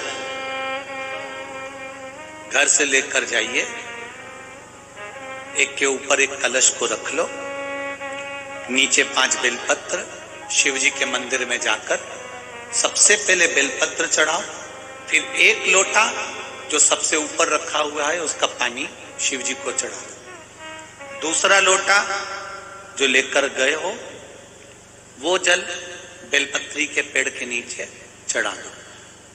1 मिनट बैठकर श्री शिवाय नमस्तुभ्यम का जाप कर कर उस बेलपत्री के वृक्ष के नीचे, जहां पर 33 कोटि देवी देवता बुआरी लगाने के लिए आते हैं, जहां लक्ष्मी 24 घंटे रहती है, सरस्वती का निवास है, 64 योगिनियां जहां निवास करती हैं, 33 कोटि देवता जिस बेलपत्री के नीचे रहते हैं, उस बेलपत्री के वृक्ष के नीचे 1 मिनट बैठकर श्री शिवाय नमस्तुभ्यम कहकर अपने दिल की बात मेरे बाबा से प्रार्थना करो और अपने घर पर आ जाओ।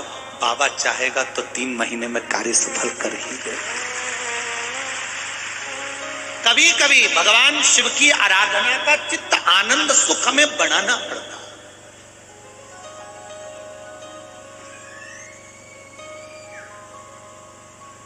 जाओ शिव मंदिर में, थोड़ा विश्वास लेकर, थोड़ा भरोसा लेकर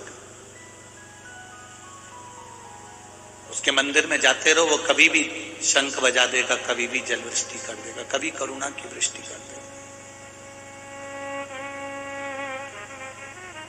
ये मत सोचना कि आप शंकर जी के मंदिर में जा रहे हो, ये कभी विचार मत लाना कि आप शिव के मंदिर जा रहे हो।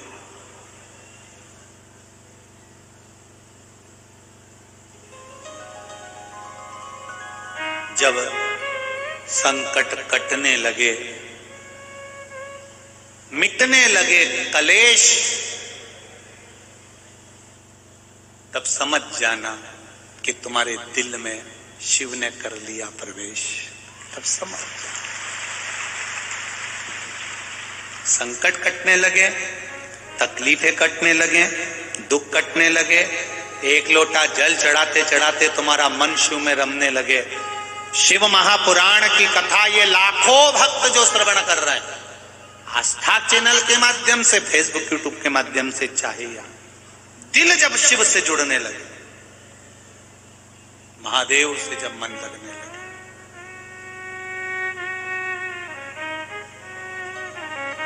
चित्त जब लगने लगे महादेव, समझ लेना अब तुम मंदिर नहीं जा रहे हो, महादेव खुद तुम्हारे अंदर बैठकर तुम्हें मंदिर तक लेकर जा रहे हैं। स्वयं महादेव, स्वयं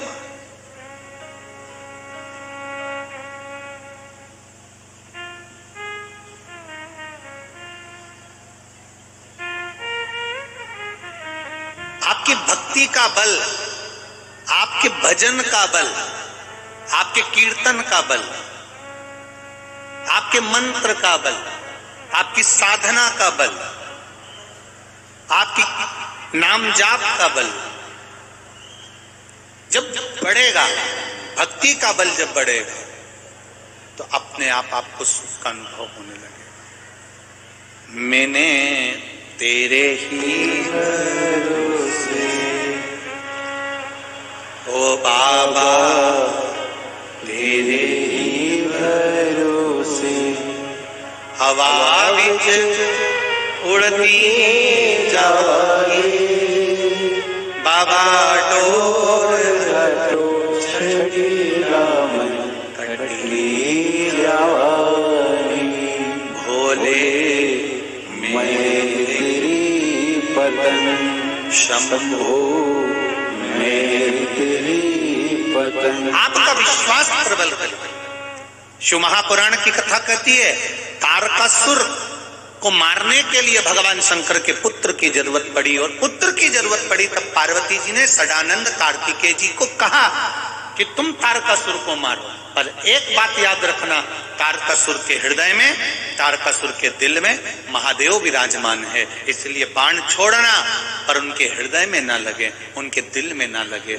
शरीर में बाण लगेगा चल जाएगा, पर मन में, दिल में नहीं लगना चाहिए, दिल में ना लगे।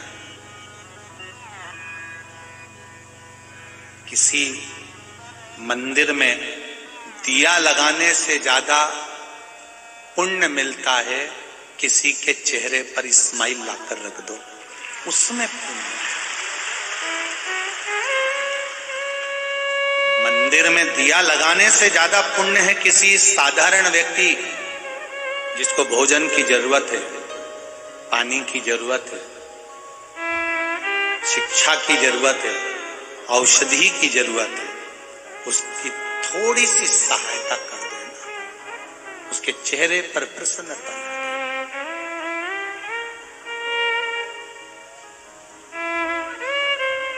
एक बात आप लोगों से कहना चाहेंगे, अच्छी लगे तो अपनी जिंदगी में उतारना, अच्छी लगे तो।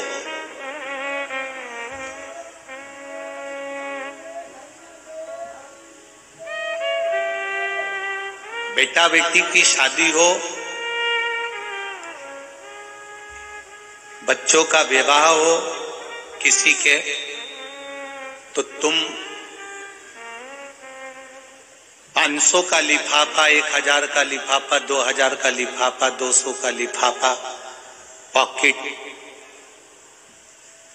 देओ चाहे मत देओ, पर आज सबसे ज्यादा यदि कुछ खर्च होता है व्यक्ति का, तो जितना शादी में नहीं होता उतना घर में अगर कोई एक व्यक्ति बीमार होकर हॉस्पिटल चले जाए, और उस हॉस्पिटल में जब जांचें चालू होती है, जब दवाइयां चालू होती है, आईसीयू, वेंटिलेटर पर जब पटका जाता है, तब एक साधारण से व्यक्ति का पूरा मकान बिक जाता है, उसकी जिंदगी की सारी पूंजी समाप्त हो जाती है। उस जगह पर परिवार के जितने लोग उसको देखने के लिए जाएं, तुम उनके बच्चों की शादी में कुछ खर्च करो मत करो, लिफाफा दो मत दो, पर उसको जब देखने जाओ तो ये जरूर बोल कर आना, तुम चिंता मत करना, 5000 तक का खर्चा मैं कर सकती हूँ, जब जरूरत पड़े मेरे पास आ जाए।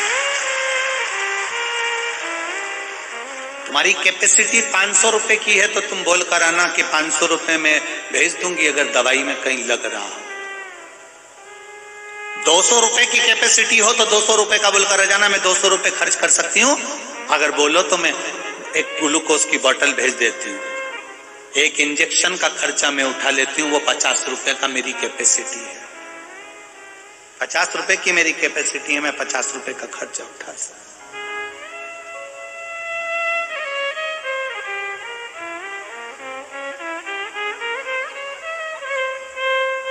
आप अपना, हम ये नहीं कहेंगे कि तुम उस धन को कहीं बहुत आप ज्यादा ना लगाएं, अपनी कैपेसिटी 10 रुपए की है तो आप 5 लगा दो, कोई मना नहीं।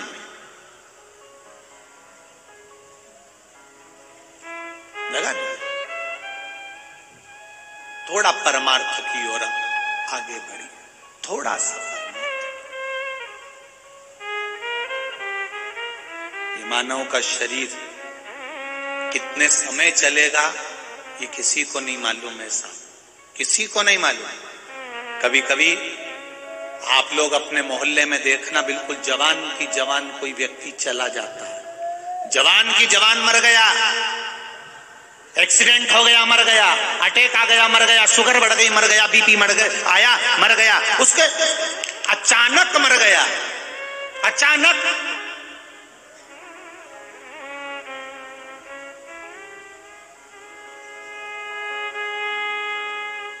आश्चर्य होता है लोगों को, बिल्कुल अभी तो मिले थे, अभी तो दिखे थे, समाप्त हो गए। पर कभी जो मरा उसका स्मरण तुमने करा कि वो मर गया, कभी उसका स्मरण यह करना कि उसने अपनी जिंदगी में आकर करा क्या। केवल दुकान पर बैठा, बच्चों को पढ़ाया, स्कूल कॉलेज भेजा, पत्नी के लिए घर बनाया, गाड़ी बनाई, बंगला बनाया, परमार्थ क्या करा उसने। आने के बाद संसार सागर में उसने अच्छा कर्म क्या करा। कभी किसी से, उसके पास में कुछ भी नहीं था ना, धन भी नहीं था, तो कुछ मत देता, पर प्रेम से 2 शब्द ही बोल लेता तो वो भी पूंजी हो जाती। नहीं है ना आपके पास दौलत, नहीं है धन, नहीं है वैभव, मत दो, पर किसी से प्रेम से तो बोल लो, कोई स्नेह के शब्द तो बोलो।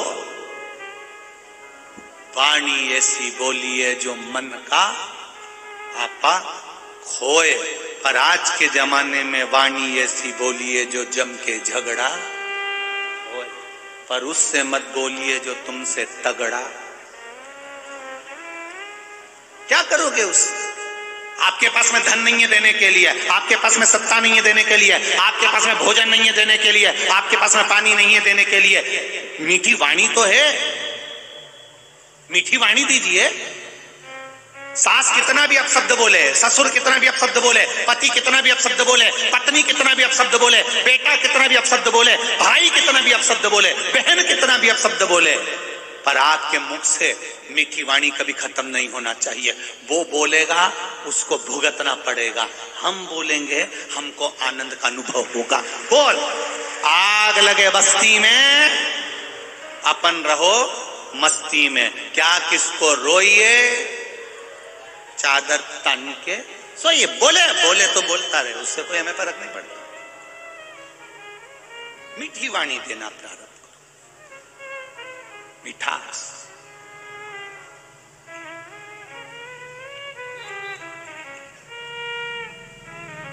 मरने के बाद तो लोग याद करेंगे ही, कितने दिन। किसी के मरने के बाद जितने बैठे हो तुम हो, चाहे ये सियोर वाला महाराज हो, चाहे दुनिया का कोई भी हो, हम तो अपनी भी कहेंगे तुम्हारी भी कहेंगे, मरने के बाद कौन किसको याद कर रहा है ये किसी को नहीं मालूम। आएंगे रिश्तेदार, आएंगे, रोएंगे, और फिर 10 दिन 12 दिन के बाद फिर आएंगे। फिर नुक्ती, सेव, बूंदी का रायता, चना की सब्जी, जलेबी और पूड़ी। तुम मर गए, तुम्हें कोई याद नहीं कर रहा, उससे कहीं तरी तरी दो, तरी तरी दो,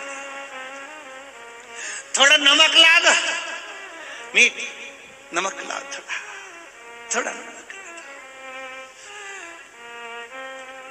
रायता अच्छा बना है, तुम्हें कोई याद नहीं कर रहा, तुम तो गए, तुम ऊपर जाओ। ये नीचे नुक्ती सेव खाएंगे, पूरी सब्जी खाएंगे, और तुम्हारे लिए वो कंडा, गाय का गोबर, सूखा उपला गोबरी को जला के, घी शक्कर मिला के, गुड़ शक्कर मिला के तुम्हारे फोटो के आगे बस 5 बार छोड़ देंगे। बाकी के सब रायता, सब्जी, नुक्ती, गुलाब जामुन, जलेबी, ये सब खाएंगे, और तू खुशबू लेना घी शक्कर की।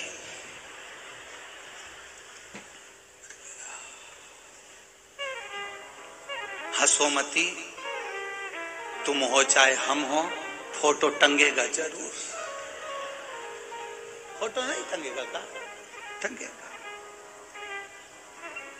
मत बुरे कर्म कर वरना पछताएगा, भगवान की आंखों से तू बच नहीं पाएगा, तू बच नहीं पाएगा।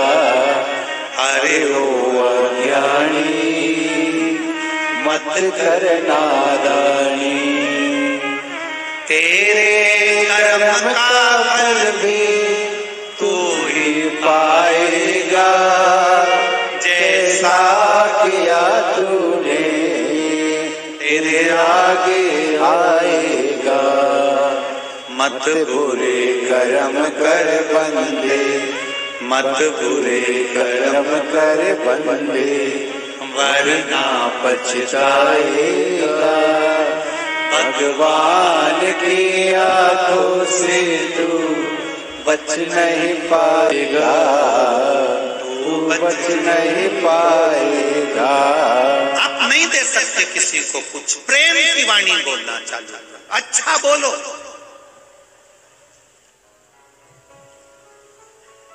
पर लोग उल्टे, ये तुरंत फट से जवाब दे देते हैं, खाया बिना रह जाऊं, पर बोले बिना नहीं रहेंगे। तो इनने पलट के जवाब दिया, इंतजार तो करो। शिव को जल चढ़ाने वाले, एक बात याद रखना आप सब, चाहे बेटे हों, बेटियां हों, वृद्ध हों, जवान हों, बच्चे हों, आज एक बात चंद्रभागा शिव पुराण में से रख लेना संभाल कर। शंकर को जल चढ़ाने वाले, एक बात याद रखना, तुम पर हंसने वालों का जवाब, तुम पर उंगली उठाने वालों का जवाब, तुमको गाली देने वाले का जवाब, तुमको अपशब्द कहने वालों का जवाब, जितने जल चढ़ाने वाले हो, याद रखना तुम्हारा जवाब तुम्हें नहीं देना, जो तुमको मंदिर तक बुलाता है वो जवाब दे। जो तुम्हें मंदिर तक बुला रहा है, तुम्हें खींचकर मंदिर तक ला रहा है, एक लोटा जल चढ़वा रहा है, वो महादेव सहज नहीं है, सरल नहीं है। देवताओं को अमृत दिया, खुद विष पी गए। पार्वती जी ने कहा तुम ये विष पी रहे हो? शिव जी बोले मेरे देवताओं के कारण पी रहा हूं, इनको अमृत देता हूं, मैं विष में पीता हूं। जवाब देने की जवाबदारी मेरी है, किसी दूसरे की जवाब देने की जवाबदारी नहीं। शंकर के भक्त की जवाबदारी शिव जानता, शंकर देख लेता है। करे करने वाला कुछ भी करे, तुम अपना भजन करो, तुम कीर्तन करो। सदानंद कार्तिकेय इस तारकासुर के हृदय में शिव जी बैठे हैं, बाण चलाना, पर तारकासुर के हृदय में बाण ना लगे, क्योंकि उसके हृदय में भगवान बैठा हुआ है। जिसके दिल में परमात्मा बैठा है उसका दिल कभी नहीं दुखाना। अगर दिल दुखा दिया तो फिर तुम कहीं के नहीं रह पाओगे। जिसके भीतर भगवान बैठा हुआ,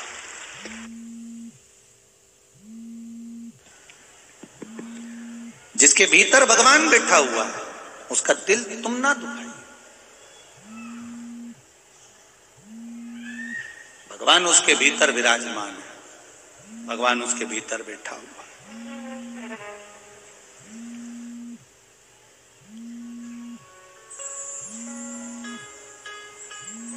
शिव के नजदीक रह रहे हो तो डरना नहीं है।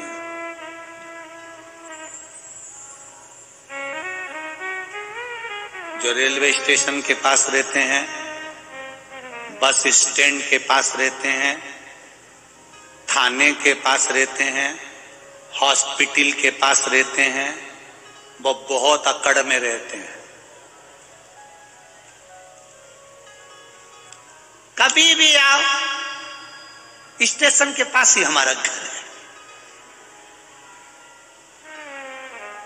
जैसे स्टेशन इनके काका जी का है। कभी भी इतनी अकड़, कभी भी आओ, आधी रात को आओ, बस स्टैंड पे अपना घर है। मेरा घर थाने के बिल्कुल पास में, थाने के पास, मतलब थानेदार इनका काका जी। देखा, मेरा घर वो बड़ा जो हॉस्पिटल है ना उसके पास में है, बिल्कुल लगा हुआ। कभी भी आना, आधी रात को भी जरूरत पड़े मुझे याद करना। मेरा घर स्टेशन के पास है, मेरा घर बस स्टैंड के पास है, मेरा घर थाने के पास है।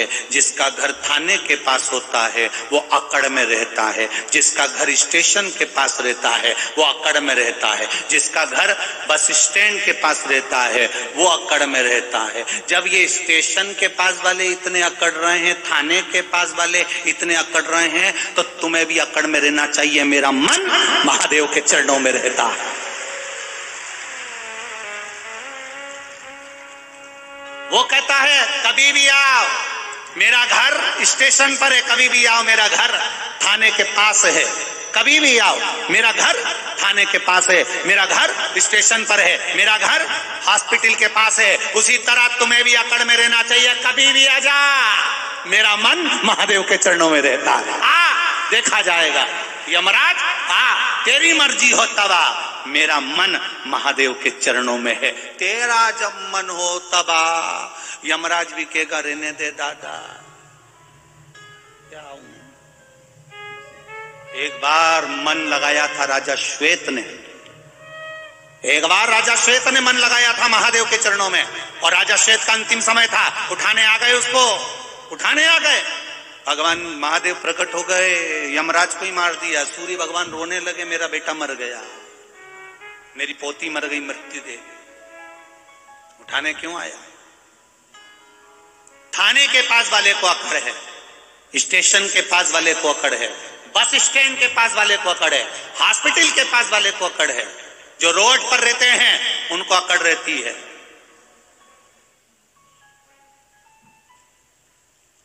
एक अकड़ तुम्हें भी होना चाहिए। मेरा महादेव मेरे साथ में, मैं उसके चरणों में रोज जाता हूं, मेरा मन वहां लगा रहता। ओ दुनिया के घर कहीं पर भी हो, हमें उससे मतलब नहीं, परंतु आपका मन महादेव के चरणों में होना चाहिए।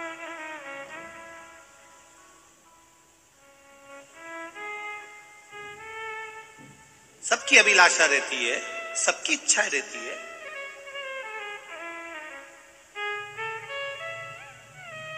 कॉलोनी के अंदर जो मकान रहता है उसकी ज्यादा कीमत होती है कि रोड पे जिसका मकान होता है उसकी ज्यादा कीमत होती है? बोलो बोलो रे परवणी वाले, हैं? रोड के मकान की कीमत ज्यादा होती है ना? बोलो तो, तुम लोग तो ऐसे बैठे हो जैसे कि किसी ने कुछ बोल दिया। रोड की कीमत ज्यादा है, ठीक है। और रोड पर जमीन है तो उसकी कीमत है, रोड पर मकान है तो उसकी कीमत है, रोड पर दुकान है तो उसकी कीमत है, पर रोड पर इंसान है तो उसकी कोई कीमत नहीं है। आप अगर रोड पर आ गए तो आपकी कोई कीमत नहीं रहेगी। दुकान की कीमत रोड पर हो सकती है, मकान की कीमत रोड पर हो सकती है, जमीन की कीमत रोड पर हो सकती है, पर जब बुरा वक्त आता है और इंसान रोड पर आ जाता है तब उसकी कोई कीमत नहीं होती। फिर उसकी कीमत जानने वाला केवल महादेव होता है। उसकी कीमत जानने वाला कोई दूसरा नहीं होता, उसकी कीमत जानने वाला केवल एक महादेव होता है, केवल महादेव।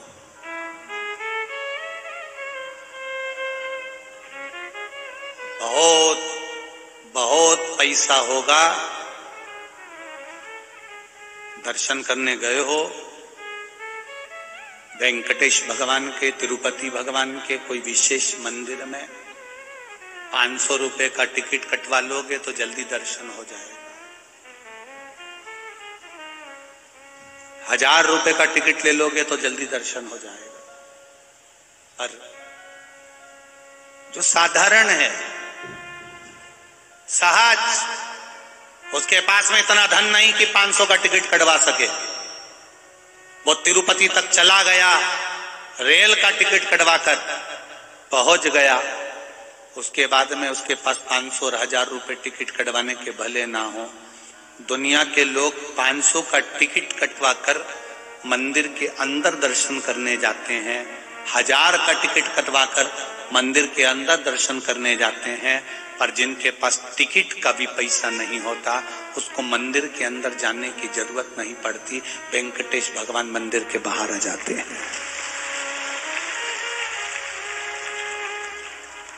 जानता है इसको किस चीज की जरूरत है, वो जानता है इसको क्या चाहिए, क्यों आया है, किस लिए आया।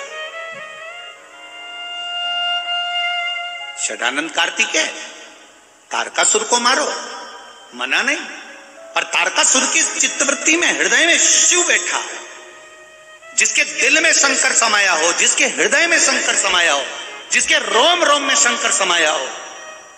हम क्यों संतों का दर्शन करते हैं, हम क्यों साधुओं का दर्शन करते हैं, हम क्यों गुरुओं का दर्शन करते हैं, हम क्यों संत एकनाथ जी के पास जाते हैं दर्शन करने के लिए, संत तुकाराम जी के यहाँ जाते हैं, संत ज्ञानेश्वर जी के यहाँ जाते हैं, क्यों जाते हैं? हम क्यों उनके चरणारविंद का दर्शन करने के लिए जाते हैं? क्यों जाते हैं?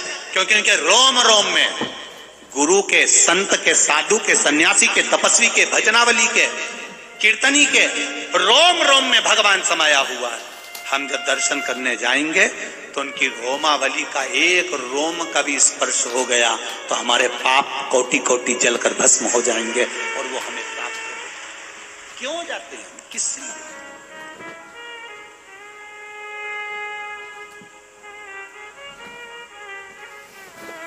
शंभु शरणे पड़ी मांगू घड़ी रे, दुख कारो दया करी दर्शन आपो, दया करी दर्शन आपो।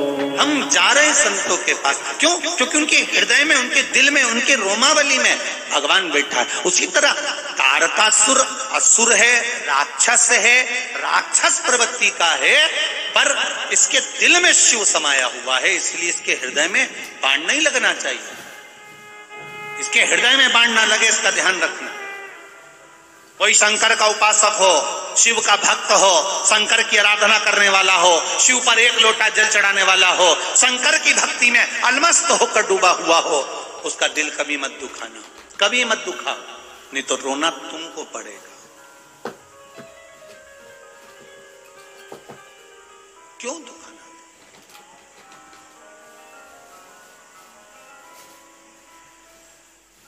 जितना हिसाब तुम अच्छे से नहीं जोड़ सकते, उससे दुगना अच्छा हिसाब वो जोड़ के रखता है। वो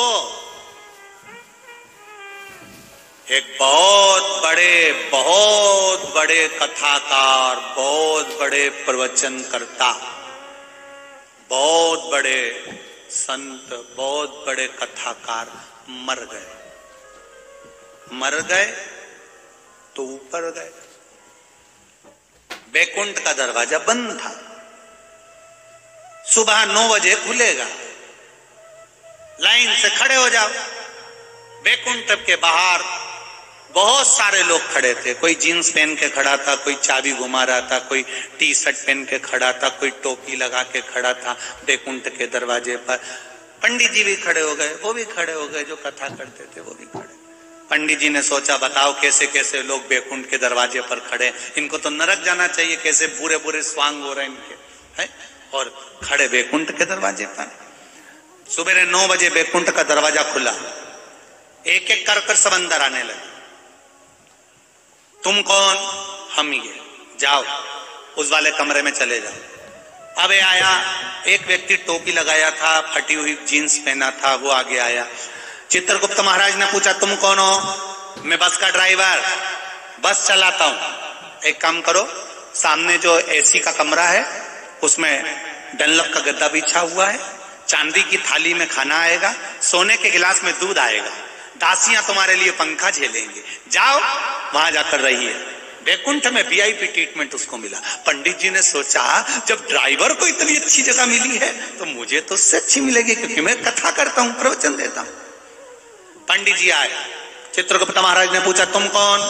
हम कथाकार। पंडित जी अच्छा, जाओ सामने जो झोपड़ा दिख रहा है उस झोपड़े में चले जाओ, दरी रखी है, बिछा लो, चूल्हा बना हुआ है, आटा रखा हुआ है, रोटी सेक के खा ले। पंडित जी को गुस्सा आ गया, बस के ड्राइवर को इतना वीआईपी ट्रीटमेंट, बस के ड्राइवर को एसी का रूम, डनलप का गद्दा, सोने की थाली, चांदी का गिलास, दासियां, सब कुछ, और हम इतना प्रवचन देते हैं, कथा करते हैं, और हमारे लिए झोपड़ा। चित्रगुप्त महाराज बोले यहां कर्म के अनुसार फल मिलता है, चलो जाओ। पंडित जी बोले मैं हड़ताल करूंगा, स्ट्राइक करूंगा। कर लो, यहां कोई तुम्हारी सुनने वाला नहीं। यहां कोई रिश्वत मिश्वत चलती है क्या? नहीं, यहां रिश्वत नहीं चलती। तो फिर बस के ड्राइवर को इतनी अच्छी जगह कैसे दे दी तुमने? वीआईपी रूम कैसे दे दिया? एसी का रूम कैसे दे दिया? और हमको झोपड़ा दे दिया? आखिर कारण क्या है? इतने में चित्रगुप्त महाराज बोले चिल्लाओ मती, ये कर्म का खेल। कर्म का खेल? तो बस के ड्राइवर ने कौन सा कर्म करा था? बस का ड्राइवर जब बस चलाता था इतनी तेज चलाता था, इतनी तेज चलाता था, अंदर जितने लोग बैठे रहते थे सब हनुमान चालीसा पढ़ते रहते थे।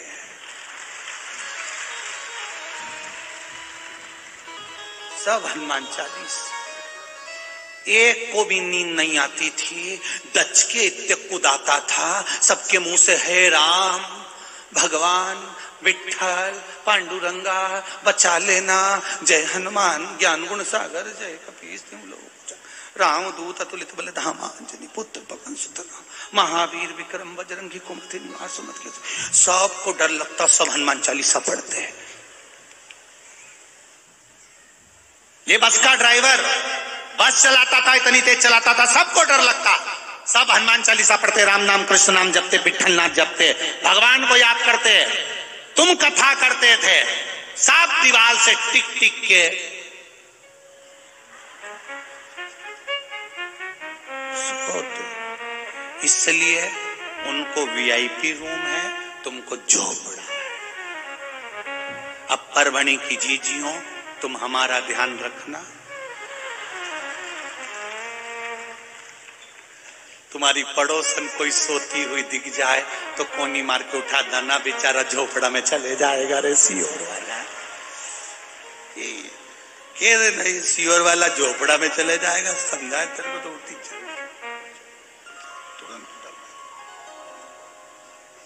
ये कर्म का खेल। हृदय में शिव बैठा है, मन में शिव बैठा है, चित्त में शिव बैठा है, तो दिल ना दुखाइए। महाराज तारकासुर को भगवान कार्तिकेय जी ने मार दिया। तारकासुर को मारा। तारकासुर के 3 पुत्र तारकाक्ष, विदुम्माली, कमलाक्षकी, इन तीनों ने उपद्रव मचाया। जैसे उपद्रव मचाया, देवाधिदेव महादेव ने बड़ी कृपा कर कर उस तीनों को मारने के लिए मेरे देवाधिदेव महादेव ने सुंदर पशुपतिनाथ का रूप धारण कर लिया, और इन तीनों को मारने के लिए उस 33 कोटि देवी देवता पशु बन गए। मेरा देवाधिदेव महादेव पशुपति नाथ बन गए। तारकाक्ष, विदुम्माली, कमलाक्षकी, इन तीनों का संहार, तीनों का संहार। पशुपति व्रत की महत्वता का वर्णन किया गया, पशुपति अस्त्र का महत्व का वर्णन किया गया, पाशुपत्य अस्त्र का वर्णन किया गया, पाशुपत्य व्रत का वर्णन किया गया शिव पुराण में। पशुपति व्रत 5 सोमवार का होता है। कितने सोमवार? 5 सोमवार। 5 सोमवार का व्रत होता है। पहले सोमवार को जब व्रत करते हैं, दूसरे सोमवार को व्रत करो, चाहे 5वें सोमवार को व्रत करो, व्रत का विधान एक जैसा ही है। सुबह पूजन की थाली लेकर जाओ, जल, पंचामृत, जो भी आप भगवान को चढ़ा सकते हैं, स्नान आदि कराने के हिसाब से सामग्री ले जाओ, शिव जी का पूजन करो। थाली को वैसी की वैसी लाके रख दो, उसमें अलग से रात्रि में सामान कोई डालने की जरूरत नहीं है। जल वगैरह थोड़ा थोड़ा भले रख लो, जो सुबह भी काम आ जाए, शाम को भी काम आ जाए। शाम के समय जब मंदिर में जाओ, कितने दिए लेकर जाना है? 6 दिए लेकर जाना है। प्रसाद एक हिस्सा लेकर जाओ, एक साथ प्रसाद ले जाइए। मंदिर में पहुंचकर 6 दियों को जमीन पर रख दीजिए। प्रसाद के 3 हिस्से कर दीजिए। 5 दियों को जला दीजिए, प्रकट कर दीजिए। एक दिया जो सामने रखा है उसको जलाना नहीं है। दिए 6 की 6 ही दिए जमीन पे रखना जरूरी है। ये नहीं कि एक दिया थाली में रखे रहने दो, ऐसा नहीं होगा। पहले दिए को उतारना पड़ेगा, 6 ही दिए नीचे रखना पड़ेंगे, 5 दिए जलाना है। जब प्रसाद के 3 हिस्से हो जाएं, शिव जी का पूजन कर दो। पूजन करके एक दिया और एक प्रसाद का हिस्सा जो दिया जलाया नहीं है, प्रकट नहीं करा, प्रज्वलित नहीं करा, उसको थाली में रख लो। प्रसाद का एक हिस्सा थाली में रख लो। बाबा से विनती करो, आज मेरा पहला सोमवार का व्रत है, पशुपति व्रत है, बाबा इसको स्वीकार करना। बाबा से विनती कर कर मैंने इसलिए ये व्रत करा है, विनय करो। घर पर आइए, घर में जब प्रवेश करो, अपना सीधा हाथ देखो कि राइट हैंड कौन सा है, सीधा हाथ कौन सा। सीधे हाथ की ओर बैठ जाओ।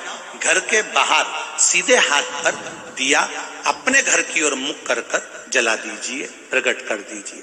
घर के अंदर प्रवेश कर जाओ। प्रसाद का जो एक हिस्सा लेकर आए हो, वो प्रसाद भोजन करते समय सबसे पहले वो प्रसाद तुम्हें खाना है, अपने हिस्से में से किसी को नहीं देना। प्रसाद खा लो, फिर भोजन कर लो। ऐसे 5 व्रत किए जाते हैं। 5वां जब व्रत रहे, एक श्रीफल 11 रुपए जो तुम भगवान को दे सकते हो वो रखो, और 108 कोई भी सामग्री, चाहे तिल्ली हो, चावल हो, फूल हो, बेलपत्री हो, पंखड़ी हो, जो भी तुम भगवान को 108 सामग्री दे सकते हो वो भगवान को समर्पित करो। जैसा रोज पूजन करते हो वैसा करो। श्रीफल 11 रुपए रखकर 5वां व्रत बाबा से कह दो, आज मेरा 5वां व्रत पूर्ण हुआ है। घर आओ, दिया लगाओ, वापिस भोजन प्रसाद ग्रहण करने से पहले प्रसाद को पालो। ऐसा पशुपति व्रत होता है। बीच में कोई अड़चन आ जाती है तो व्रत को छोड़ दिया जाता है।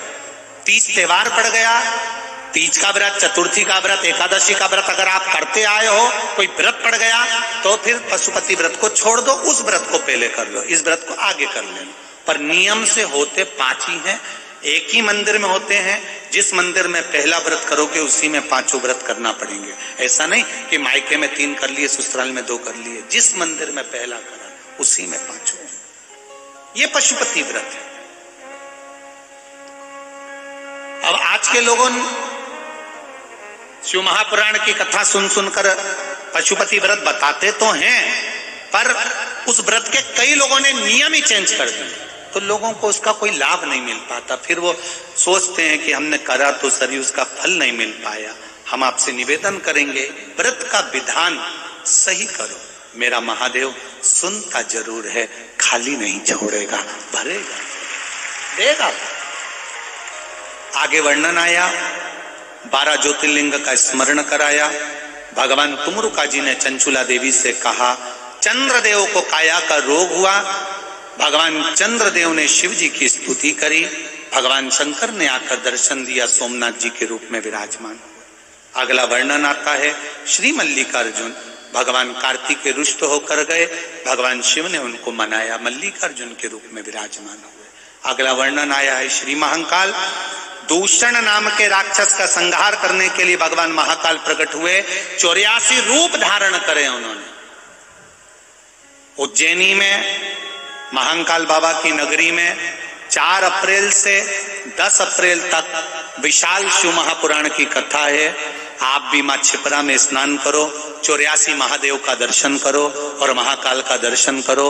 आराम से 4 अप्रैल से 10 अप्रैल तक कथा में अवश्य पधारें। हाँ, 16 फरवरी से 22 फरवरी तक सीहोर कुबेरेश्वर धाम पर कंकर शंकर की भूमि पर रुद्राक्ष महोत्सव है। आप सब आमंत्रित हो। 16 से 22 तारीख तक रुद्राक्ष वितरण का कार्य किया जाएगा, जो कुबेरेश्वर धाम का। इस बार तो रुद्राक्ष लोगों को बीच बीच में भी देते रहे, पर आने वाले समय में मंदिर का मुहूर्त भी रहेगा तो समय नहीं मिल पाएगा, इसलिए 16 से 22 के बीच में जिसको मिल गया मिल गया। तो आप सब आमंत्रित हैं। 7 दिन बाबा के धाम में, कुबेरेश्वर धाम में रहकर कंकर शंकर की भूमि पर अपना आसन लगाकर कुबेरेश्वर बाबा की वो कंकर शंकर की भूमि को नमन करते हुए दिल से बाबा से प्रार्थना करो, बाबा आपके हृदय की कामना पूर्ण करे। सब लोग पधार कर 16 फरवरी से 22 फरवरी तक सीहोर कुबेरेश्वर धाम में आकर कथा का लाभ लें और रुद्राक्ष महोत्सव का आनंद लें। अगला वर्णन है महाकाल का। दूषण नाम के राक्षस का भगवान काल बनकर आए और संहार किया। फिर अगला वर्णन आया ओंकारेश्वर। बिंद नामक पर्वत पर भगवान शिव की आराधना बिंद ने करी तो भगवान शिव ने दर्शन दिया। अगला वर्णन आया है केदारनाथ। नर नारायण ने तप कर कर भगवान शिव को पाया। फिर भीमाशंकर, करकटी के पुत्र भीम का भगवान ने संहार करा, भीमाशंकर के रूप में विराजमान हुए। अगला वर्णन है काशी विश्वनाथ। मनु शत्रुपा ने तप कर कर भगवान को स्वीकार करा। त्र्यंबकेश्वर, गौतम बाबा पर गौ हत्या का दोष लगा, बाबा ने उस दोष से मुक्त किया। वैद्यनाथ, बाबा रावण लेकर जा रहे थे, लघु शंका लगने पर भूमि पर शिवलिंग को रखा, बाबा वैद्यनाथ जी के रूप में विराजमान हुए। नागेश्वर, भगवान दारूक नाम के राक्षस का संहार करे। फिर आया रामेश्वरम। भगवान राम ने शिव जी की स्थापना करी है। 23 जनवरी से 29 जनवरी तक पावागढ़ के पास में जो शिव महापुराण की कथा है वो श्री राम शिव महापुराण की कथा होगी। कंजली हालोल, पावागढ़ से 3 किलोमीटर की दूरी। माता रानी का दर्शन करने आप भी पधारें और कंजली की कथा का आनंद लें। श्री राम शिव पुराण कथा अवश्य सुनें। कथा का समय रहेगा दोपहर 2 बजे से 5 बजे तक। आस्था चैनल पर भी वही समय रहेगा। अगला वर्णन आया है कृष्णेश्वर।